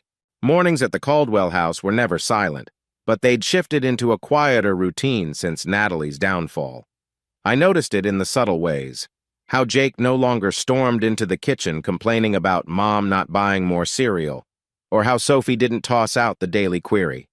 Where's Mom? Because they both knew she wasn't here, and she wouldn't be anytime soon. Still, the hum of everyday life continued like a subdued heartbeat. One Wednesday, I found myself leaning against the counter, sipping black coffee while the morning sun filtered through the window. The coffee tasted a bit bitter, but it was strangely comforting to savor the stillness before the kids woke up. At 7:10 a.m., Jake trudged downstairs in his basketball sweats, hair messy from sleep. He opened the fridge, rummaging for orange juice. "Morning, Dad," he said, voice still groggy. "Morning, bud," I replied, giving him a faint smile. "Practice today?" He yawned, nodding. "Coach wants me to come early. Says if I keep improving, I might start next season." There was a spark in his eyes I hadn't seen in a while, hope. He mentioned some scouts are swinging by big games this year. A soft warmth bloomed in my chest. "That's awesome, Jake. We'll make sure you get there on time." Our exchange felt almost normal, like the old days when life wasn't overshadowed by betrayal. Footsteps sounded behind us, and Sophie bounced into the kitchen, wearing a too-big shirt and clutching a battered notebook. "Hey, Dad, guess what?" she announced, eyes bright. "Miss Landry told me about this regional robotics fair I can apply if I finish my solar-powered robot in time." I set my coffee mug down. "Seriously? That's great news, Soph." I ruffled her hair. "So what do you need to do?" She launched into an excited explanation of motors, coding, and solar panels, flipping through her notebook with scribbled diagrams. For a moment, I forgot everything else: Natalie's absence, the custody battles, the messy scandal. Because right then, I saw my kids leaning into their passions, forging ahead despite the cracks in our family. I glanced at the time, grabbing my truck keys. "Let's get moving. Jake, I'll drop you off early at the gym. Sophie, be ready to walk me through that robot plan after school." As we piled into the truck, conversation wove between them, Jake analyzing last night's NBA highlights, Sophie describing her idea for an alternative battery pack. My heart ached with a mixture of pride and sadness. Pride that they were resilient, sadness that they had to be. I drove carefully through Denver's morning traffic, the radio low, half listening to some pop station. Jake hopped out at the high school, slinging his gym bag over his shoulder, and waved. When Sophie and I arrived at her middle school, she paused before opening the door. "Dad?" "Yeah, kiddo?" She hesitated, biting her lip. "Do you think Mom would be proud of me if she knew about the robotics fair?" Her question sliced through me. "I'm sure she would," I said gently. "No matter what's happened, you're doing something amazing." Sophie nodded, blinking rapidly before stepping out of the truck. I watched her join a group of friends, her shoulders a bit lighter. On the drive to the construction site, I swallowed the tightness in my throat. Life without Natalie was an odd blend of relief and longing. I was glad for the calm, the absence of lies, yet I couldn't help remembering the times she'd cheer on the kids just as enthusiastically as I did. When I reached the site, Miguel greeted me with a grin. "Morning, boss. Steel deliveries on schedule, and the city inspectors dropping by for a quick check." I nodded, falling into the familiar rhythm. Checking beams, scanning blueprint updates, verifying rebar positions, these tasks used to anchor me when my marriage was crumbling, and now they anchored me in the wake of its collapse. I met with a few new hires, reassuring them that we didn't cut corners on Caldwell projects, no matter how tight schedules got. By noon, I was in my tiny site office, finishing leftover pasta from last night. My phone buzzed with a text from Graham. "Hey, you good? Quick update. No new movement on Natalie's sentence date, possibly next month." I stared at the message, a swirl of relief and dread. The sentencing would bring final closure, but it also meant confronting the possibility that Jake and Sophie's mom might be locked away for years. I typed a brief reply, "We're hanging in. Talk later." Then scrolled aimlessly through news headlines. Lockwood's meltdown was old news now. The media had moved on to the next scandal. Our personal tragedy no longer commanded the headlines, which I found oddly comforting. We were free to heal without constant public scrutiny. After work, I rushed to pick up Jake.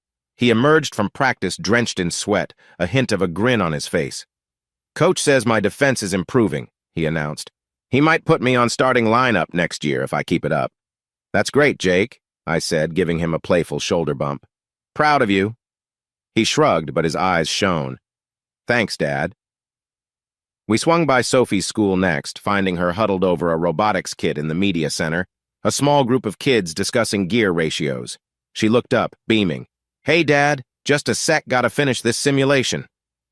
Jake and I exchanged a glance, smiling. It struck me how engaged she was, how she'd found a new spark that replaced the gloom of months past. We waited patiently until she wrapped up, then headed home. That evening, the house felt peaceful, if a bit empty. I made chicken tacos for dinner, letting the kids help chop lettuce and stir the seasoning. We bantered about upcoming events, Jake's potential basketball tournament, Sophie's robotics fair, my next big construction project. The conversation flowed easily, no longer stifled by the weight of secrets and suspicion. After dinner, while Jake disappeared upstairs for a FaceTime call with friends, Sophie tugged me into the living room. "Dad," she said, fiddling with her shirt. Miss Landry said, "If I do well at the robotics fair, I might be able to join a statewide competition. I'd have to travel, maybe stay overnight in Fort Collins. Is that okay?" A flash of pride stirred in me. "Of course. We'll figure out the details. I'm all in to support you, Soph." She brightened, hugging me impulsively. "Thanks. I was afraid you'd say no with everything going on." I smoothed down her hair. "Listen, no matter what happened with your mom, you and Jake should keep chasing your dreams. I'll be right here, cheering you on." She nodded, eyes glistening. "Okay," she whispered. Later, after I checked on them both, Jake gaming with headphones, Sophie lost in a tinker kit, I strolled through the hallway, stopping by the half-empty closet where Natalie's belongings once cluttered every shelf. It had been months, yet the space still echoed with her absence. A small wave of grief hit me, but I let it pass, breathing slowly. I padded into the master bedroom, flipping off the overhead light so only the soft glow of a bedside lamp remained. My phone buzzed a message from an unknown number. I froze, heart lurching slightly until I realized it was an automated notice from the bank about routine account security. Nothing from Natalie, I thought, both relieved and oddly unsettled. Slipping into bed, I let my mind wander to the image of Jake hustling on the basketball court, Sophie hunched over her robotics blueprint. In the quiet, I felt a flicker of gratitude. Our life was different now, less frantic, more honest. We still had scars, but we were forging a path forward step by step. Life without her wasn't easy, and the shadow of sentencing still loomed. But seeing the kids blossom reminded me that sometimes, letting go of a shattered foundation is the only way to keep the rest of the structure intact.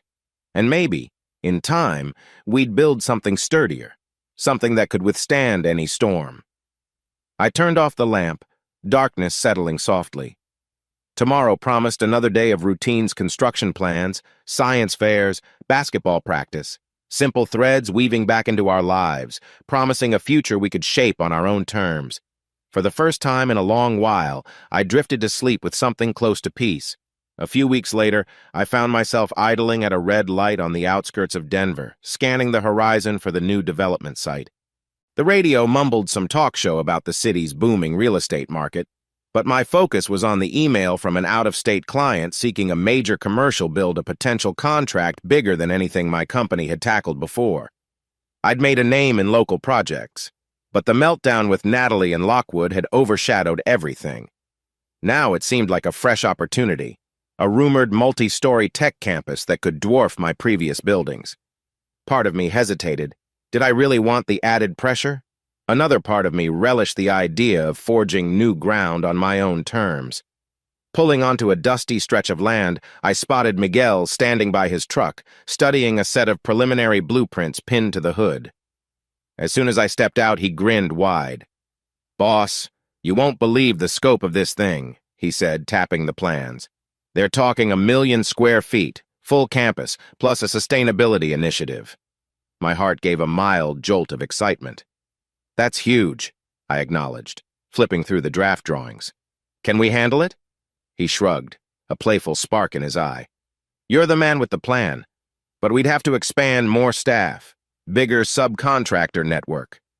I mulled over the prospect. It was risky, but then again, risk had become a sort of companion these last months. "Let's see if we can pitch something. Worst case, we partner with another reputable firm for the structural sections." Miguel nodded. "Already got some calls out. They respect Caldwell projects, especially after the last building turned out so well." I cracked a small smile. "Good. Let's finalize our proposal. I stepped back, gazing across the wide expanse of dusty earth. My mind's eye pictured towering steel frameworks, bustling crews. It was exhilarating, envisioning something brand new taking shape from emptiness. Over the next few days, I juggled drafting conceptual designs, conferring with engineers and meeting city officials about zoning. Late nights in my office replaced the old ones I used to spend unraveling Natalie's secrets. This time, the work felt pure a forward push, untainted by betrayal. During one marathon session, I paused around midnight, eyeing a photo on my desk, me, Jake, and Sophie at a local carnival years back. They were so young, faces sticky with cotton candy. A pang of nostalgia hit me. The next morning, Jake was set to meet with an assistant coach from a nearby university. I wanted to be fresh for that conversation, so I forced myself to power down the computer. The following afternoon, I arrived home to find Jake in a spirited conversation with a tall, athletic man wearing a polo shirt. The coach, presumably. Sophie hovered nearby, curiosity shining in her eyes. Jake's face lit up when he saw me. "Dad, this is Coach Avery from Bridgeport State. He came to watch me practice earlier." Coach Avery extended a handshake. "Pleasure to meet you, Mr. Caldwell. Jake's got serious potential. With more training, he could go far. If his grades stay strong, we'd love to see him at a summer camp we're hosting." My chest swelled with pride, though I kept my tone measured. "That's fantastic. We'll definitely consider it." We chatted briefly about logistics, scholarship possibilities, and the importance of balancing sports with academics. As the coach left, Jake nearly buzzed with excitement. "Dad, can you believe it? A college scout! This is huge!" I ruffled his hair, a surge of affection flooding me. "I'm proud of you, son. Keep working hard." Later, Sophie waved me over to the living room, where she was rewatching a video of a robotics competition from another state. "They built a robotic rover that picks up tennis balls," she explained, eyes shining. "I want my design to do something like that, but with better battery efficiency." I listened, enthralled by her passion. Once I might have taken such an interest for granted. Now, every spark of joy from my kids felt precious. "You'll ace it," I said, meaning it. Between Jake's basketball dreams and Sophie's robotics pursuits, I found myself juggling schedules like a pro, picking up 3D printed parts for Sophie, shuttling Jake to extra training sessions, all while negotiating plans for that massive new contract. It was a lot, but I thrived on it. After months of emotional turmoil, a busy calendar of normal life felt like a gift. Late one evening, I flipped through final design sketches for the prospective campus project. I'd integrated some advanced green technology ideas, solar arrays, water reclamation systems stuff I'd always wanted to try, but never had the right client for. My phone rang, breaking my focus. Miguel again. "How's it going, boss?" he asked. "I finished calling potential partners. They're in. We can pitch a joint venture." Relief washed over me. "That's good news. We'll stand a better chance if we present a unified front." "Exactly. Preliminary meeting is scheduled for next Tuesday, 2 p.m. at their corporate office." Miguel paused, then added softly, "Proud of you, Ethan. Not letting what happened hold you back." I swallowed, touched by his sincerity. "Thanks, man. It's time to move forward. No more living in the past." He gave an encouraging chuckle, and we hung up. I leaned back, eyeing the sketches pinned to my wall. This project felt like my fresh start, proof that I could build something incredible without the shadow of Natalie's betrayal tainting it. The next day, I took Jake for a celebratory breakfast. He had a big scrimmage that evening, and I wanted him fueled and confident. Over pancakes, he confided that sometimes he still dreams about the night Natalie left, waking up in a cold sweat. My heart clenched, but I kept a steady face. "We can't change what happened," I told him gently. "But we can keep growing, keep finding our own paths." He nodded, a flicker of determination in his eyes. "Yeah, like you are with that new big contract." I grinned, a warm feeling spreading through me. "Exactly. We Caldwell men push through, right?" Sophie teased us both when we got home. "Don't forget the Caldwell women," making me laugh. She was all set to submit her robotics plan to Miss Landry, a light of anticipation glowing in her. In that moment, I realized we'd come far from the gloom of past months. We were still healing, but we were also living, thriving in our small ways. That night, I found an old architectural magazine on my shelf, one I used to read with Natalie when we dreamed of building our own house. I flipped through it, noting how many ideas had since evolved in my mind. There was no sting of betrayal this time, only a quiet reflection. I'd changed, grown cautious, but also more daring in my professional vision. As I shut off the living room lights, I felt the quiet hum of the house envelop me. Jake's music upstairs, Sophie's muffled giggles at a YouTube tutorial. This was our new normal. Ambitious, forward-looking, brimming with the promise of better days. New professional horizons stretched out before me, an open sky.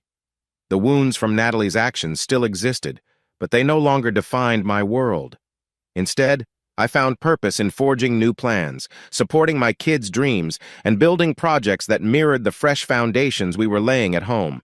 Before bed, I thumbed through the campus project slides one last time, excitement sparking in my veins. Win or lose, the attempt alone meant progress, a testament to the fact that no matter how badly a structure collapses, you can always rebuild. I felt the weight of possibility, sweet and daunting. For once, it was a weight I welcomed. A crisp Saturday morning found me juggling coffee cups and a pan of muffins at a local community fundraiser event downtown. Graham had roped me into it, something about raising money for children's sports scholarships. I figured it might help Jake's team, and it was a chance to give back. So there I stood, scanning the modest gymnasium filled with donation booths, raffle tables, and families milling about. "Over here," Graham called from a corner table. He and Linda, his wife, were setting up a banner that read, "Opportunity for Young Athletes." A lightness spread through me. It was good to see them both smiling after all they'd done to help me. As I approached, Linda grinned. "Morning, Ethan. Got your hands full?" She gestured to my precarious hold on the muffins. I gave a playful shrug. "Muffins for the volunteers. Couldn't show up empty-handed." Jake had come along too, though he quickly disappeared into a knot of teenage players at a booth displaying new basketballs. I noticed Sophie slip outside to a small courtyard, phone in hand, probably snapping pictures of birds or texting her friend about a robotics idea. It felt weird not hovering over them, but I trusted they could handle themselves. Graham guided me toward a group of donors, introducing me as my big brother, the talented construction guy. I mustered polite conversation, resisting the urge to laugh at the old childhood memory of us wrestling in the backyard. Being introduced as a talented anything by Graham still tickled me. At some point, Linda nudged my arm and nodded toward the raffle station. "See that woman by the prizes?" she whispered. "She's from one of the major real estate firms you mentioned. Heard you might want to connect about your big project." I followed her line of sight. A tall brunette in a navy blouse was scanning the raffle tickets, occasionally chatting with attendees. She looked poised, confident, but had a friendly smile for everyone who approached. A flicker of nerves passed through me, reminiscent of the old days when I'd approach potential clients. "Go," Linda urged with a twinkle in her eye. "Networking, remember?" I inhaled.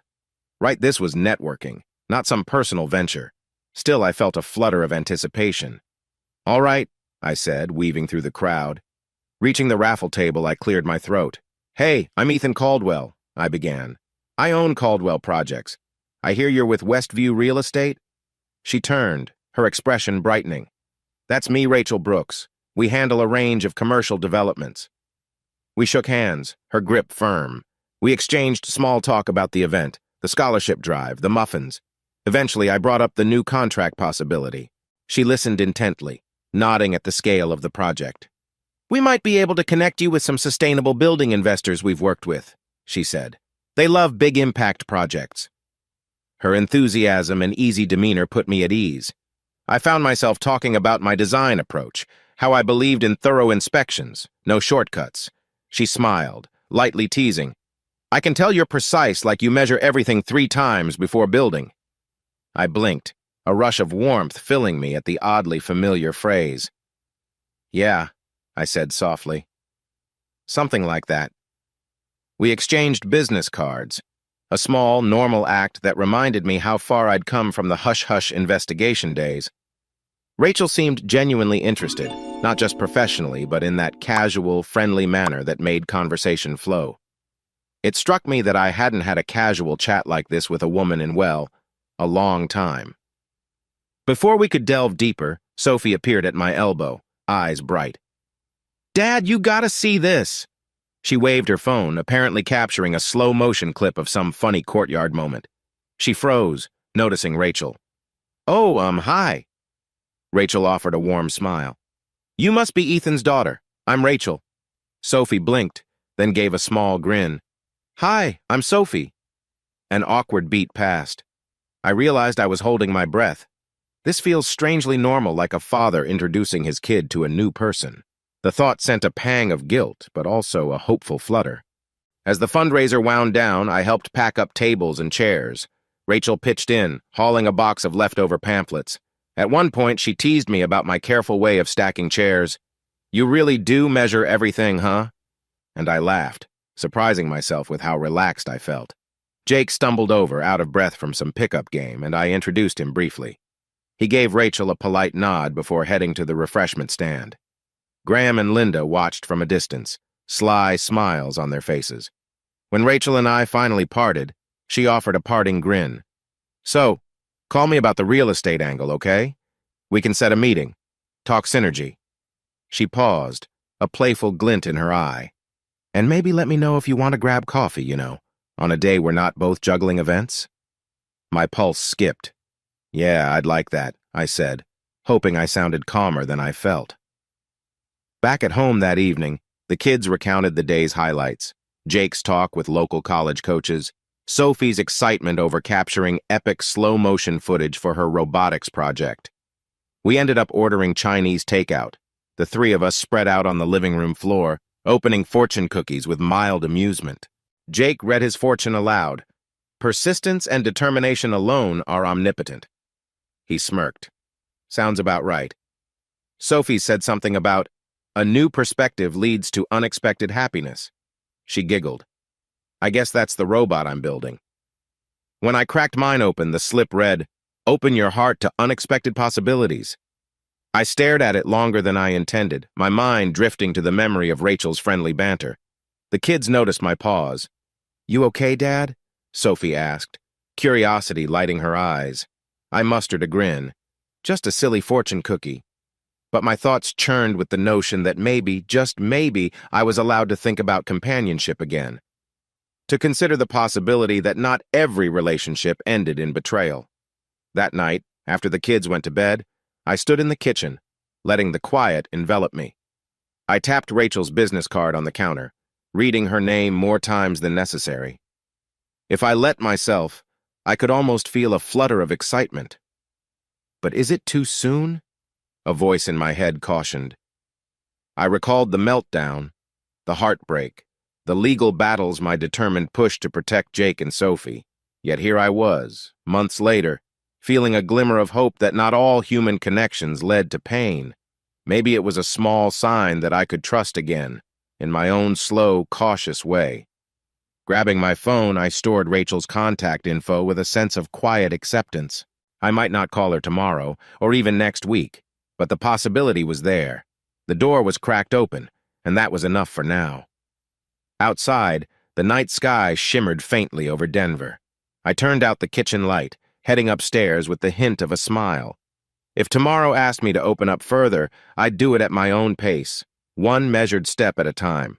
Because after everything, I realized I wasn't just rebuilding a house, I was rebuilding me. The day of Jake's final basketball game arrived amid a swirl of excitement. The entire high school gym overflowed with cheering classmates, parents, and faculty. The bright overhead lights illuminated the polished floor, and the energy was palpable. I secured a spot in the front row, heart pounding with anticipation. Sophie squeezed my arm. "We gotta cheer extra loud, Dad," she whispered, eyes gleaming. "Jake's all nervous about those scouts coming." I nodded, scanning the bleachers. Indeed, a small cluster of suits stood at the far side, clipboards in hand, clearly scouting for talent. Jake's team took the court, and the band struck up a lively tune. My chest swelled with pride and nerves. This was the first time in months our family was attending an event with something close to unbridled joy. The game was intense, Jake pouring his heart into every pass, every layup. He snagged rebounds, blocked shots, even drained a couple of three-pointers. I shouted encouragement, fists clenched with every tense moment. Sophie hollered too, her voice surprisingly loud for someone so petite. By the final buzzer, Jake's team secured a narrow victory. The gym erupted with cheers, and I saw him grin from ear to ear. He spotted us in the stands, raising a triumphant fist. My eyes misted. I waved, chest tight with overwhelming pride. He's come so far, I thought, remembering the heartbreak he carried just months ago. After the game, we joined the throng heading outside. Jake was engulfed by congratulatory teammates, while I waited near the exit. Sophie hovered at my side, practically bouncing. Finally, Jake broke free, bounding over to us, hair damp with sweat, face flushed. "Dad," he gasped. "Coach Avery from Bridgeport said he wants to talk about a summer training camp." He could barely contain his excitement. "That's incredible," I replied, ruffling his hair. "So proud of you," Sophie squealed, giving him a playful shove. We hopped into the truck, euphoria buzzing in the cab. Jake detailed each highlight of the game, describing how it felt to see the ball go through the net. Sophie teased him about almost tripping on a guard's foot. I just soaked in the laughter, grateful for the moment's purity. The next day was Sophie's robotics showcase at the middle school. I rushed from a morning site meeting to catch her demonstration. The classroom-turned-exhibition space crackled with energy. Parents, teachers, and wide-eyed students marveling at the miniature contraptions. Sophie's booth displayed her solar-powered rover, a small mechanical wonder with spindly wheels and a pivoting arm. She showed me how it captured small objects and deposited them into a container. "If I adjust the servo angle," she explained, her voice brimming with confidence, "it can pick up slightly heavier items too." I clapped proudly. "That's amazing, Soph. You built this from scratch?" "Mostly, yeah." She blushed. "Miss Landry said if it works reliably, I might qualify for regionals." Hearing the excitement in her voice warmed me more than I could express. No matter how fractured our family had become, seeing my kids flourish confirmed we were forging a stronger tomorrow. "A new foundation," I mused, recalling how I often used that phrase in the context of construction. That afternoon, I swung by the construction site to finalize details for the big campus project. We'd submitted our proposal, and the client was impressed. The phone call I received was a game-changer. The contract was officially ours in a joint venture. My hands shook as I hung up, adrenaline surging. I rushed to find Miguel, who was reviewing some inventory sheets in the site trailer. "We got it," I blurted, struggling to contain a grin. "The campus contract is ours." Miguel whooped, pulling me into a quick hug. "Boss, that's huge! Congrats! We'll show them how Caldwell Projects does it." I laughed, a cathartic release of months of stress. "Let's do it right. No shortcuts." He chuckled at my familiar mantra. "Always. I'll gather the crew." Driving home later, I felt a calm high, replaying the days, Jake's triumphant game, Sophie's robotic success, the new contract. For the first time in a long while, it felt like all the puzzle pieces were clicking into place. Sure, there'd be more challenges ahead. Natalie's final sentencing loomed, and life was never predictable. But I felt ready. That night, I ambled through the house, shutting off lights, ensuring doors were locked. I paused by the hallway photo frames, some old family pictures with Natalie, others more recent with just me and the kids. My gaze landed on one taken a few days after we moved in years ago. We looked so hopeful, unaware of the heartbreak that would eventually splinter us. I lifted the frame gently, then set it back with a quiet exhale. My anger had largely cooled, replaced by a somber acceptance. Natalie's choices had cost her everything, and it hurt. But I refused to let it define my future or my children's. We were forging onward, stronger each day. I found Jake in the living room, texting on his phone. He glanced up. "Dad, Coach Avery said the summer camp forms are online. I want to apply tonight." I nodded. "Go for it. I'll help you fill them out." Sophie bustled in, babbling excitedly about a call from Miss Landry. Her robotics rover had performed flawlessly, and she was recommended for the regional competition. We spontaneously group hugged, laughter echoing in the living room. For a moment, the three of us were just a normal family, brimming with possibility. After they headed upstairs, I settled onto the couch, letting the day's events sink in. My phone buzzed a short text from Rachel, the real estate contact I'd met at the fundraiser. "Heard you landed the campus contract, congrats. Coffee soon?" A small smile tugged at my lips. Maybe I was ready to open that door, even if only a crack. Staring at the quiet house, I realized how full it actually felt, full of laughter, dreams, and a quiet resilience we'd built through the storm of betrayal. The cracks in our foundation might always be there, hairline reminders of the pain we'd endured, but we'd reinforced everything with honesty, determination, and love. A new foundation. That phrase pulsed in my mind, recalling the swirl of images from the last months: Natalie's tears, Lockwood's downfall, the moment the judge granted me custody, the hush that fell when Jake scored that final basket, Sophie's triumphant grin over her robot. This was our rebirth, my chance to be the father they deserved, to build something that wouldn't collapse under pressure. I closed my eyes, inhaling slowly. The quiet hum of the air conditioning lulled me, the distant sound of a car passing outside. We were okay, despite everything. Maybe that was the real victory. Not that we'd crushed Natalie and Lockwood's scheme, but that the kids and I stood together, forging a better life from the wreckage. Before I headed to bed, I responded to Rachel with a simple text. "Coffee sounds good. Let's talk soon." Then I set my phone aside, a faint sense of warmth in my chest. I didn't know where that might lead, but I knew one thing. I was no longer trapped in the rubble of a broken marriage. I was free to move forward, step by step, heart open if I chose. Closing lines. As I climbed the stairs to check on Jake and Sophie one last time, a deep peace settled over me. Our family had weathered the darkest storm. The foundation of our life, my children, my work, my sense of self, stood stronger than ever. I might carry scars, but they no longer bled. And in the glow of the hallway light, I felt certain that whatever came next, we were ready for it.